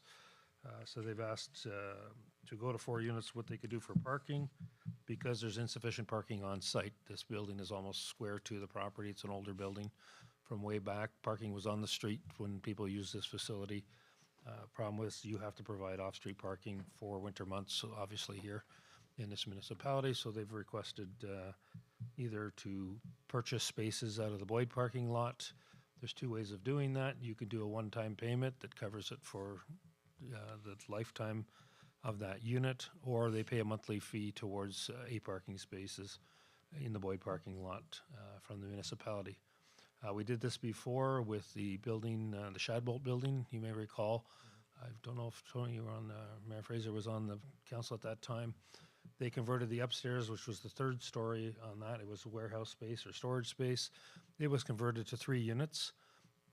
They purchased a one-time payment of 3 units worth of parking anywhere in the municipality, and it was a one-time payment, and that went towards creating the Boyd parking lot in the first place. We ended up buying that lot. It used to be the Boyd Repair Shop, and removed the building and put up a parking lot in behind everything, and it's been very successful and well used by tenants in and around people from the community. So the same could apply to this one, where they do a one-time payment, is what they've requested is options 4 and 5, a one-time payment, or alternatively a monthly or annual payment towards parking. I really do appreciate the two gentlemen being here and so patiently going through their first time at a North Dundas council meeting, and I'm hoping it's not the last time. No, but the idea of the Henderson Hall being purchased and providing 4 units of accommodation in that area, close proximity to the amenities needed. I really wish you all the best, and thank you very much for doing that. It's important that we, in my mind, I'm sure I'm not too far off base, that we have accommodations in the downtown core like that. And it's vital to us and vital to many people that are seeking accommodation. Saying that, Councillor Lennox. Yeah, I totally support more housing downtown, more housing in North Dundas, period. Yeah, I'm fine with number 4. Looks to be the least complicated. I'm good with number 4. Councillor Annable. I'm saying good with number 4. Councillor Uri? Yeah, no, I'm good with number 4 as well. I'm just curious, how many agreements or of this kind do we currently have with that parking lot? So we had just the one, was a Just one-time from payment. the old from Shovels? that. We Okay. also had one of the business owners looking to basically secure parking spots behind his business for his particular business. Right. When we came back with the agreement with that, Angela and I worked on that with Yep. the lawyer. He wasn't happy with the price. He didn't want to pay anything. He just wanted to reserve spots. Right. So that one just fell down because that's not realistic. They're available for businesses, but if you want to have your name on it and it's specific hours that it's for you, well, you should be contributing towards that because we're paying for the maintenance of it and the snow Right. plowing and all the rest. So Okay. No, that's fine, because I know it's quite busy. The lot is during the day, and I know there's even most evenings there's overflow parking of some sort in there. So I just was curious, but no, I'm good with option 4. Yeah. Deputy Mayor. Mr. Paul, I just have one question. Option 4 is okay. Who gets to decide if it's monthly or annual payments? I mean, how do you decide that? yeah, that'd be look at what's fair market value for this kind of area, and we'd go through with the lawyers too to make sure that it's drawn up properly. You have direction on that? Yep. Okay, thank you very much, Mr. Pohl. Environmental Services, Ms. Ward. Thank you, Mayor Fraser. So I wanted to get a consensus tonight as we move forward. We just discussed water sewer budget. So now I'm coming to council looking for grant opportunities. So in 2025, there were 2 grants that have been released specifically for water sewer. And I am looking to council to see what direction they'd like to go in with regards to how they'd like to apply. So I'd like to just review each grant independently, go through the projects I'm recommending, and then perhaps we can chat about one grant, and then I'll finish, and then go to the next grant, if that's okay with you, Mayor? Okay. Yes, ma'am. So the first grant is the Canadian Housing Infrastructure Fund. So this fund is open till March 31st. So this one's time is of the essence for this one. Projects have to be completed by September of 2031. So quite a breadth of time to complete that. And they can be covered between 1 and 100 million. So that's a lot of cash that's available. And up to 75% of eligible expenditures are covered. So this is a federal grant. So that's why I think there's a little bit more funds that are available. So eligible projects are water, wastewater, stormwater, and solid waste management. So really everything in my department is eligible, which is why it's a great grant. Unfortunately, it doesn't for roads or parks, so sorry about that.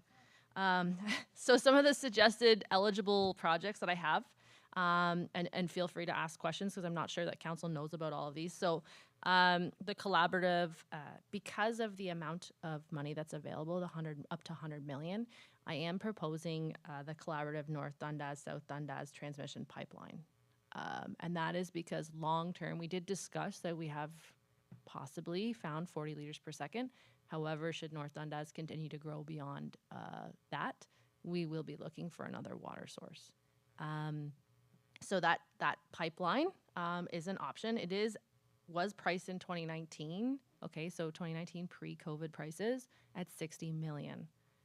I anticipate that number to be much higher at this point. And keep in mind, we would be responsible for 75% of that. So the second project I'm proposing to is a manganese and iron removal system for Winchester. So we talked about the success of the Chesterville system that we just put online in August of last year. I would recommend to council that this is an option to look at because again, Winchester still has brown water issues from time to time, and hopefully a system like this could remediate that. Winchester is a lot trickier than Chesterville in terms of implementation because Winchester gets its water from multiple sources rather than just one, like Chesterville does. So it would be a little bit more expensive, but that's estimated at 5.3 million, and that's based on the 2023 values. Third option is what we talked about tonight, which was well 8C and 8D. So we have A and B, and now we're looking at C and D. So this would add that 40 liters per second that we're looking for, and it would also add redundancy. So we might only actually have to drill one more well, not two. It depends on how successful we are. I don't know if anyone's familiar with witching. Sometimes you drill a well and then it doesn't produce as much, but 2 feet over it produces more than you expect, which is kind of what happened with 8A and B. So the price for the 2 new wells and the transmission line upgrade, which is that line from Thompson to Winchester, would be about $10 million. And that is the project, Mayor, if you may, that we spoke to the province about with Lactalis as a partner for council's information. I also have Boyne Road landfill expansion on here because as council knows, obviously it's going forward. That's a $6 million project that is also eligible. $6 million paid through a grant. 75% of that would mean that's a less 75% that would hit the tax base. So the first 3 projects are primarily water rates, so they would not affect your tax base, but the fourth would free up some capacity there. And then the last and final option, and I'm not recommending to council, but it is an option should you choose it, is an additional Sagar system at the Winchester Lagoon. The reason why it's the last one is I don't feel that it's, at this point in time, necessary. We just put the new one online and we haven't seen its performance yet, so I'd like to see how that performs and how much capacity we gain from that prior to committing to a secondary system in that system. So I don't know if council has some thoughts or some direction they want to go with this grant. Again, it's not guaranteed. I'm certain a lot of municipalities will be applying, so we can take a stab at only one project. You can't submit multiple. Thank you. But it says the fund is, you can group some items. Yes. So we could absolutely group some items. So again, I go on in my report to suggest that my suggestion would be if you group 8C and 8D along with the manganese and iron treatment. So one of the options, I don't know if council will recall, when we drilled 8A and 8B, we looked at iron and manganese removal at Wellfield 8. So we do have space to build that. The Wellfield 7 and Wellfield 8 are the hardest waters we have, and I'll put that in quotations, meaning they have the highest concentration of iron and manganese. The remaining wells in Winchester do not have that high concentration. They're high in sodium, but otherwise they don't have the iron and manganese concentrations that we see that are problematic. So that's grouping those two together would be a great recommendation. And I think just keep in mind that we would have to pay for 25% of that project. So it would just be a greater amount that we would carry most likely in debt. And you could carry that, you said, for how many years? It's here, I know that. 2031, so you can carry it for a few years. And yeah. You mentioned it, and whenever Ms. Ward and Mr. Pohl, myself, Some representation from Lactalis attended a delegation with the Minister of Agriculture, Food and Agribusiness, Minister Flack. He was asking the question of Ms. Ward about why the additional well was so much more than the well that we're getting ready to get online. And Ms. Ward, please tell us your answer. Yeah, so the additional well, it's not necessarily more money, it's the transmission pipeline, the upgrade we would require. So the transmission line from Thompson Road into Winchester is only designed for 20 liters per second. So as you can imagine, if we then put on a 40 liter per second pump, it would blow it right out of the ground. So we would need either a secondary transmission line or we would just upgrade the existing transmission line. Those are both options we can look at. Redundancy is always a great option. I'll be honest with council, if something were to happen to the existing transmission line between Winchester and Thompson Road, Winchester would be without water. So a redundant line would be my preferred and recommended option, and we would look at the cost of that. It probably is very similar because we'd have to be digging up the pipe and replacing it anyways. So whenever we were having that conversation at the delegation, it became apparent to me that the minister, well, there's some communication he had received before we started the conversation from someone from Lactalis, supporting the contention that we're in a bind and that we need to be supported.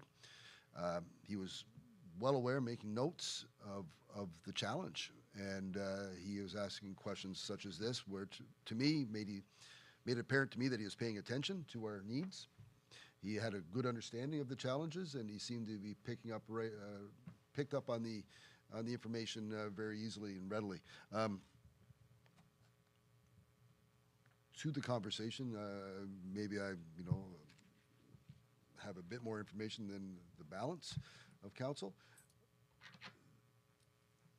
We're looking forward to having the minister come out and visit and to see the challenges we have here. I've started that. I'll wait till the election's over, the provincial election's over, and we'll continue that conversation. I've already started with our MPP's office about getting ready for the conversation about inviting the minister and other ministers out to see the challenges we face locally. He's aware of this project already, and I think if we're going to be seeking support, if we can get his support and maybe Minister Thompson's support, the Minister of Rural Affairs, and they could help advocate on our behalf. I think that's the bigger project, $60 million, and we pay 25% of that. That's 12 million plus we'd be looking at. Well, that's a big chunk. I think we have to wait for other supports that way. So anyway, I'm just looking at that one, and that's my information about the one delegation and his awareness, the minister's awareness of the challenge because of the increased infrastructure, and the current infrastructure won't handle the increased flow. Deputy Mayor. It doesn't hurt to ask or to apply is my motto. The transmission line to the St. Lawrence River, this is a federal grant. I mean, if, let's say we were lucky and we got money from them, then we could approach the province and say, hey, the feds have thrown in this much. How about you throw in this much? We'll throw in this much. Lactalis throws in this much, and it gets done. So I would like you to apply for that. I mean, come on, look at Ottawa, OC Transport, they got what, $2 billion from the federal, $1 billion from our provincial taxes for their transportation system that works like a dream. So why can't we do that for water? It's just, I think we should go for it. The worst is they say no.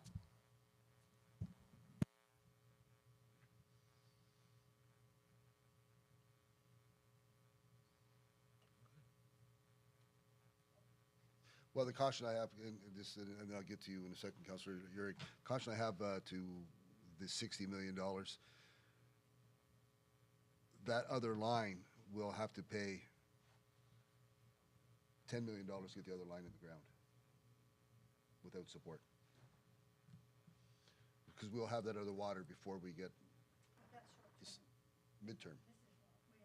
So in the midterm, we'll have to pay $10 million. That's my caution. Councillor Urick. I'll be the contrarian and go in a different direction than the deputy mayor. While I do think that the collaborative approach to transmission pipeline from the river is probably ultimately, and perhaps not even in my own lifetime, something that will take place, I do think that knowing the success rate is higher than anticipated at the new well site, I do think that applying through this grant based on the suggestion made of bundling the manganese and iron removal with the well 8C and 8D, as well as a transmission line upgrade, is the better choice currently based on our current situation. I'm all for looking long term, and I'm not disputing that we do need to look long term, but knowing that, again, the flow rate is more than we anticipated, or what's coming out is more than we anticipated, and knowing that there's the likelihood that we're going to drill 2 more there, and that the current line would be, as you said, blown out of the ground if the rate is that significant. And knowing that we're doing this in order to bring more water to our serviced villages, primarily Winchester, if we've seemingly eliminated the brown water issue in Chester, do we not then maybe owe it to the the ratepayers in Winchester to tackle the issue here as well? So I would be my preference and in favor would be in an attempt to bundle those 2 through the grant and see what happens. Because again, we're just throwing a dart out and hoping it lands.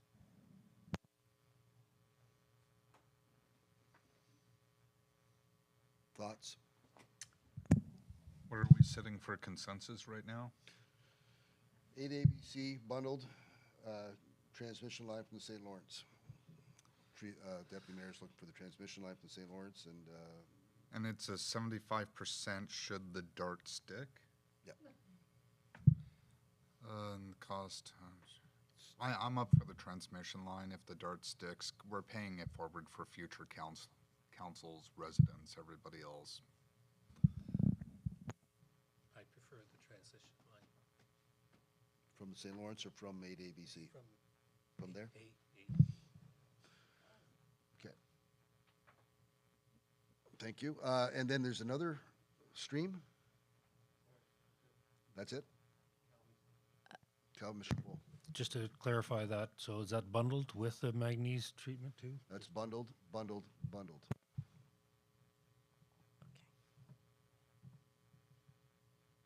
Okay, so we're okay. Okay, I'll move on to the next one, sorry. So the second is a provincial grant. It's called the Health and Safety Water Stream. So applications open February 12th. There were supposed to be information sessions, but as council knows, since the province is sitting in election, they cannot do that. So, but the application stream remains open for us to apply. So similarly, this is actually a new stream from the provincial government, which is well appreciated, I would say, at the municipal level, because it helps build, rehabilitate, and expand aging water, wastewater, stormwater, flood, and erosion infrastructure. So we've been unsuccessful in applying for increased growth, so the housing demand growth grants. So this is a new grant that we can apply for. So it has to start by September 30th of 2025 and be completed by March 2029. It's a 73% reimbursement of eligible project costs up to $30 million. So council will note I did not recommend the transmission pipeline because it would not fund that. It's also, that's a new application where this is supposed to help with aging infrastructure. So looking at some of the suggested eligible projects that I'm looking for council's direction on, the first was what we already talked about, which is the transmission line upgrade from Wellfield 8, pairing it with manganese and iron treatment. So again, the new well there, the new transmission line, and manganese and iron removal, which we already talked about. Second project, which council may or may not be aware of, I can't remember, and Director Cheney may have brought this up before, is John and Harper Street in Chesterville. So we are doing some engineering work on John and Harper Street in Chesterville. They do require some complete re-engineering of the road. I look to Director Cheney, yes. So because in urban roads, we don't just remove the pavement and just do pavement. There is infrastructure underneath. We try to also align water, sewer, stormwater at the same time. So we're not going back there 10 years later to do the work underneath. So that's an estimated project cost of 2.7 million. So that this fund would only pay, obviously, for the water, sewer, and storm infrastructure in the ground, and the paving would have to come thereafter. Another option, which if you have questions about, Director Cheney can help you with, is the Henderson Drain. So council's well aware, Henderson Drain runs through the village of Winchester. We've been having some issues with that, some bottlenecks. The reason why it's important is all the stormwater systems, all the stormwater infrastructure in Winchester basically outlet to that drain. So it's very important for it to function properly to prevent overland flooding during severe weather events. So that project estimated to cost upwards of $2.5 million. Because that is a municipal drain, we would be looking at actually converting that to municipal stormwater infrastructure. We cannot apply for municipal drain rehabilitation. So if we did apply for this project, there would be some component that comes back to council to request, if we were successful in achieving that grant, that Henderson Drain become actual infrastructure that the municipality manages, just so council's aware.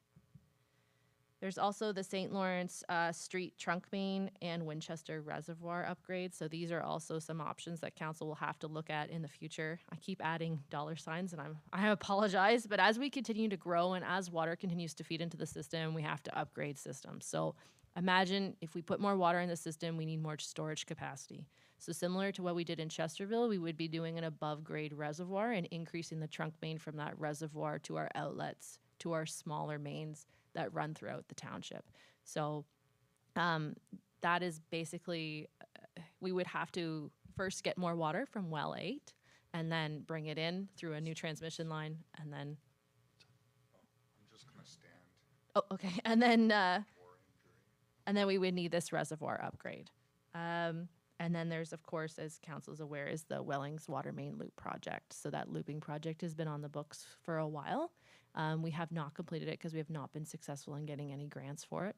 That water main loop is required for fire protection on phase 4 of Wellings. So it will not meet fire flow demand for that project if we do not move forward. So the engineering is already completed for that project. It's been done for 2 years now, and we just haven't had the funds to do that, and it's estimated at 1.1 million right now. So those are all the options. So which ones are shovel ready for September? Shovel ready for September would be the Wellings Water Main Loop project, and I would say we could probably have something shovel ready for 8 if we added another well at Wellfield 8 and a transmission line. They're fairly simple to engineer. John and Harper, Director Cheney, John and Harper are probably also will be done by then as well. Yes.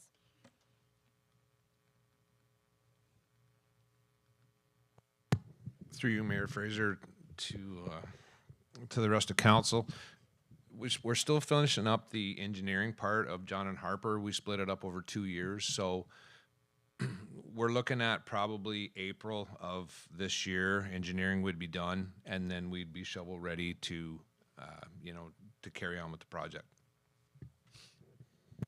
And to clarify to council, that's not currently in the budget, so it will sit with us until council approves a budget. That's not in your current taxation budget or rate budget.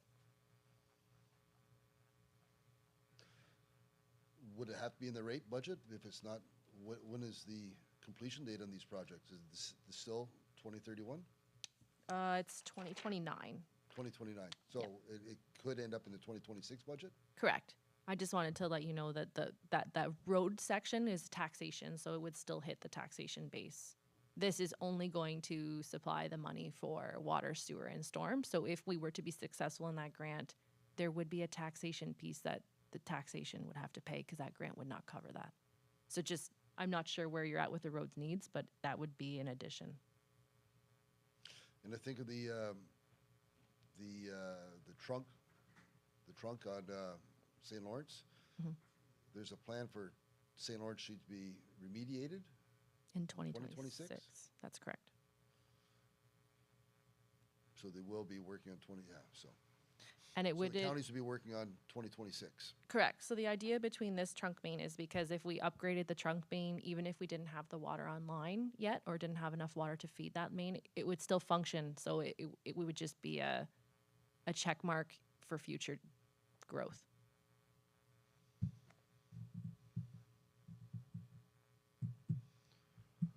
Do we anticipate future growth south on St. Lawrence Street?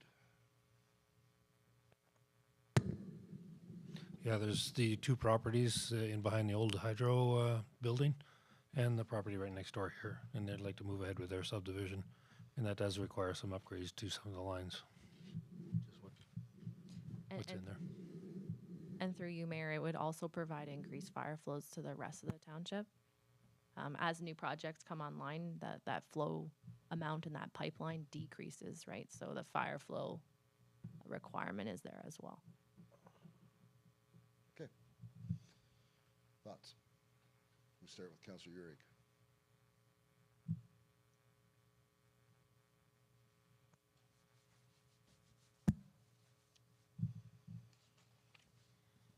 Well, I mean, I think we've already earmarked one pretty significant project with the earlier grant that was referenced.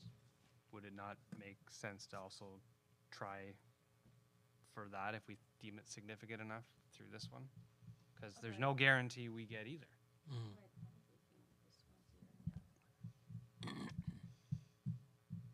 Right? That's sort of where I'm leaning, given all the hot air that spewed out of my mouth about all that one earlier. Why not more here, right? So, yeah, that's kind of where I'm leaning. So you want to apply for the same project twice? I can't tell where that is when you point at the screen. Can you define, can you speak to what it is? Transmission line upgrade from Wellville 8 with manganese and iron is mentioned twice. It's mentioned in the first federal grant and it's mentioned in this grant. That's why I said we apply for the same project twice. But I think what Matthew is saying, apply for it here and in the other one, go for the water line from St. Lawrence. Well, I'm not sure that's what he said. no, No? no. Okay. For the first one. Maybe we'll just let him say it. I mean, I can. I think I can speak. I think I can. No, I understand, and suggesting that, I understand that it basically sounds like applying for the same one twice.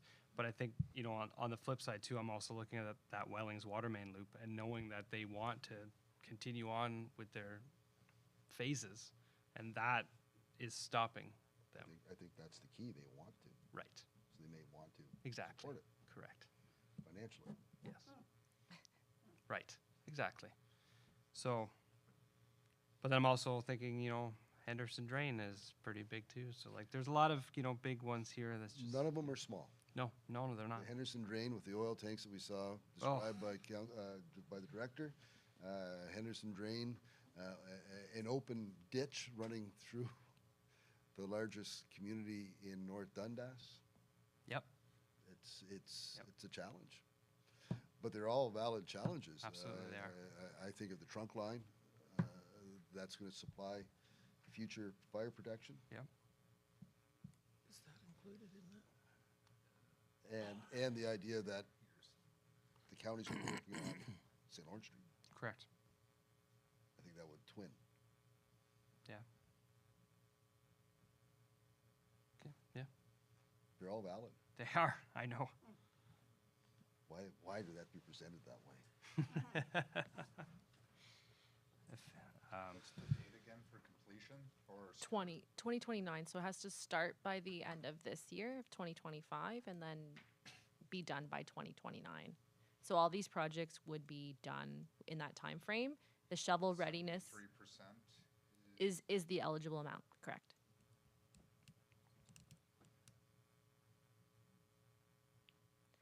If I may, Mayor, Please do.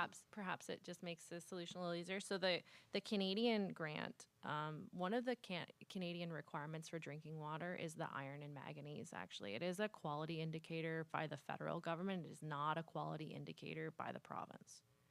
So, professionally speaking, giving advice, you may have better luck with the Canadian federal grant applying for iron and manganese removal and that transmission line because it is a quality parameter. However, the province does not see iron and manganese as a quality parameter, which is why our water has such high iron and manganese and we're not regulated to manage it. Just to shine a little bit of light there, if I had to give advice, I think, you know, John Harper Street and the trunk main and Henderson Drain are probably all good options. Transmission line is obviously my preferred one because it is going to be a $10 million hit to water sewer, but again, could be successful at the federal level because that manganese piece. I could apply for both. They are not a shared item. They obviously one's federal and one's provincial, and there's no federal funding as a part of this provincial grant. So unlike ICIP where it's split, this is just provincial funding.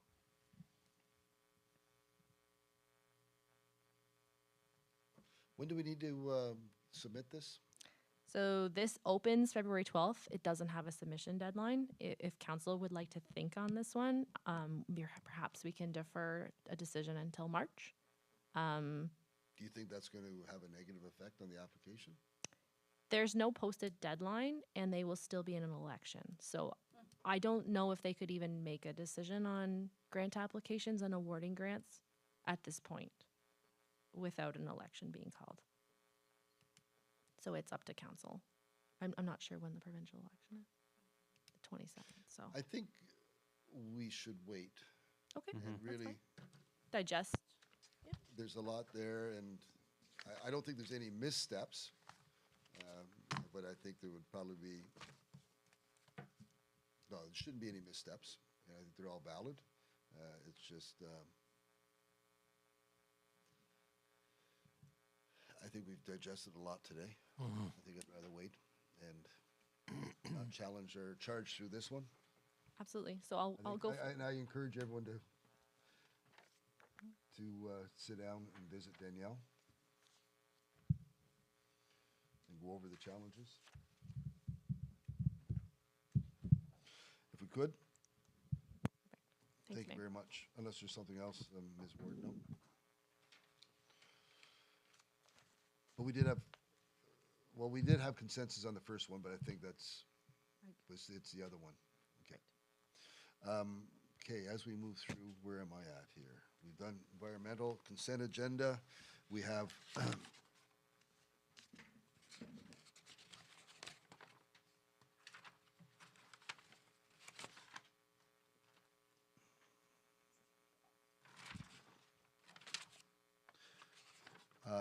Madam Clerk, I thought there was something that was pulled from the consent. Support for South Stormont?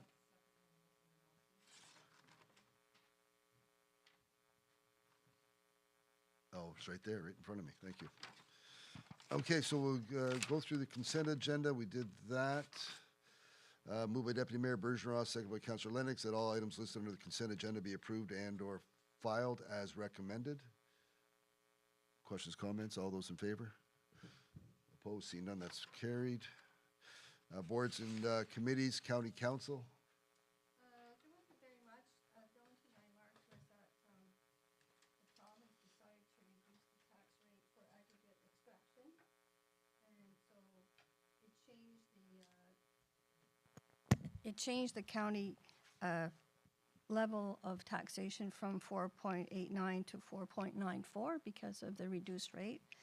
It was nice to see that the counties has kept the multi-residential tax rate at 1 instead of decreasing it by 35% so far because we can use all the taxation revenue we can get. And then there was a huge report on road salt by Ben. And that's pretty all that was for local. Thank you. Parade of Lights, nothing. Garden Party Market, I don't have the date in the top of my tongue, or tip of my tongue. It's coming up. There'll be a Christmas party market. That seem right? Yes. Art in the Waterfront, Councillor Annable. They're still looking for advertising, people to come forth with donations, and they're looking for more people to advertise as a source of revenue. But other than that, they're still plodding along. Thank you. Historical Society? At that one, there's not that much going on. The only thing they have going on a regular basis is they've got a group of 4 or 5 of them that go in 1 day a week to sort. The stuff that they haven't touched yet is just mind-boggling. Thank you. Green Action Gang? Nothing to report. Then I'll just swing right over to the Morwood RA. Phenomenal winter carnival, well attended. Unfortunately, Morwood RA lost to Marionville RA in this year's competition. However, it was fun to watch them. I got to host trivia, and JP from Morwood RA did a phenomenal job piecing that together. And yeah, this Friday, and for all the ladies and gentlemen and people in the audience, is Valentine's Day. So Morwood RA is having their Valentine's dinner. I think there may be a ticket or 2 left if you wish to attend. And there's also a horse-drawn romantic ride. Excellent information. Dairy Fest. There was no meeting for Dairy Fest, but I want to mention that Gary Annable won the quilt at the carnival at Morwood.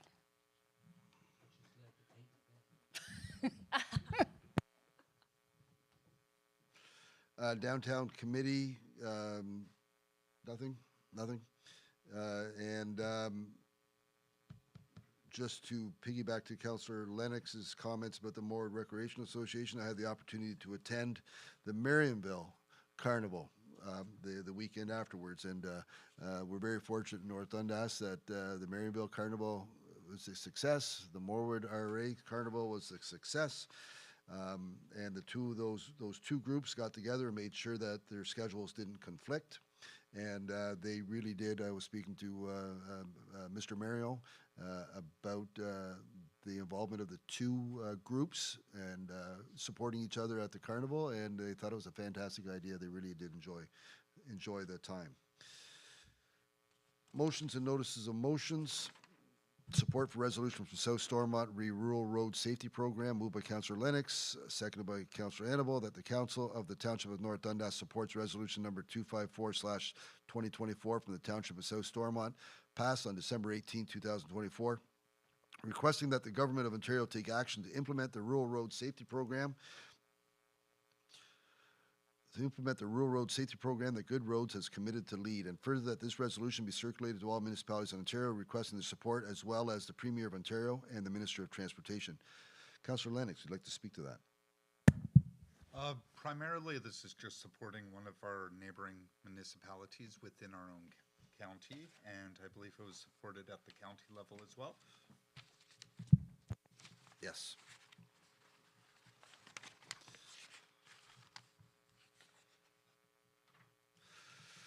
Thank you very, and questions, comments from Mr. Lennox or Councillor Lennox about that? All those in favor? Opposed, seeing none, that's carried. Thank you.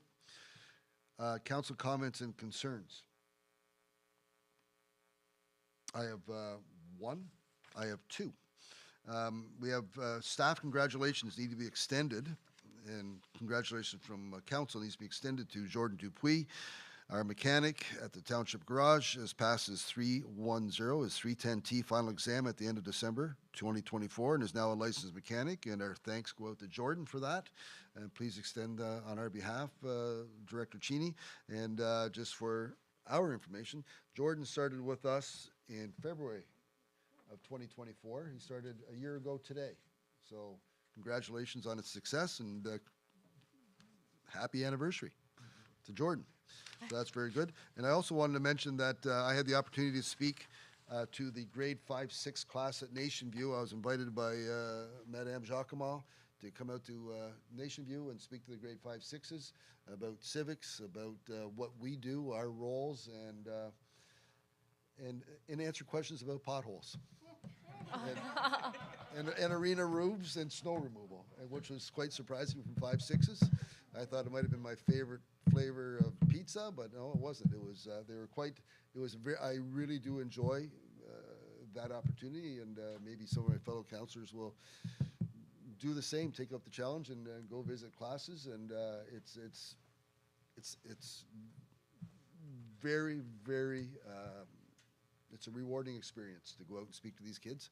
And some of the questions are fantastic, but they're all good. They're involved and they're engaged, and they come up to you and speak to you afterwards. And you know, do you know my dad? Do you know my mom and stuff like that?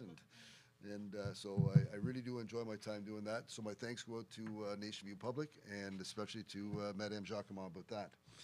Any miscellaneous unfinished business, Madam Clerk? None? We'll move into the ratification bylaw. Moved by Deputy Mayor Bergeron, seconded by Councillor Annabelle, that bylaw number 2025-04 to confirm the proceedings of council at its regular meeting held on February 12, 2025 be passed and enacted. All those in favor? Opposed? Seeing none. I want to thank everyone for their patience as we meandered through tonight's long meeting. It was 330 pages of information. It was a hard discussion, and I hope everyone appreciates the challenge that is faced by us as a community as we work towards the 2025 and the 2025 budget, and the challenges presented in that submission and the challenges presented to us to meet the needs of the community. I appreciate everyone's effort and council for getting through this. It's important. The discussion and the questions and comments were vital to the process. So to the adjournment. Moved by Deputy Mayor Bergeron, seconded by Councillor Lennox, that council adjourn at 8:36 p.m. to the call of the chair. All those in favor? Opposed? Seeing none. Saying all that, did I forget to say that's carried? I just don't want to leave. That was carried. So, thank you very much, everyone. Thanks for your time. Thanks to staff for working through the process. It's appreciated. A lot of time and effort goes into it, and a lot of consideration, but that's our role. And I'd like to say I know we do well. So thank you very much for all your time. Good night.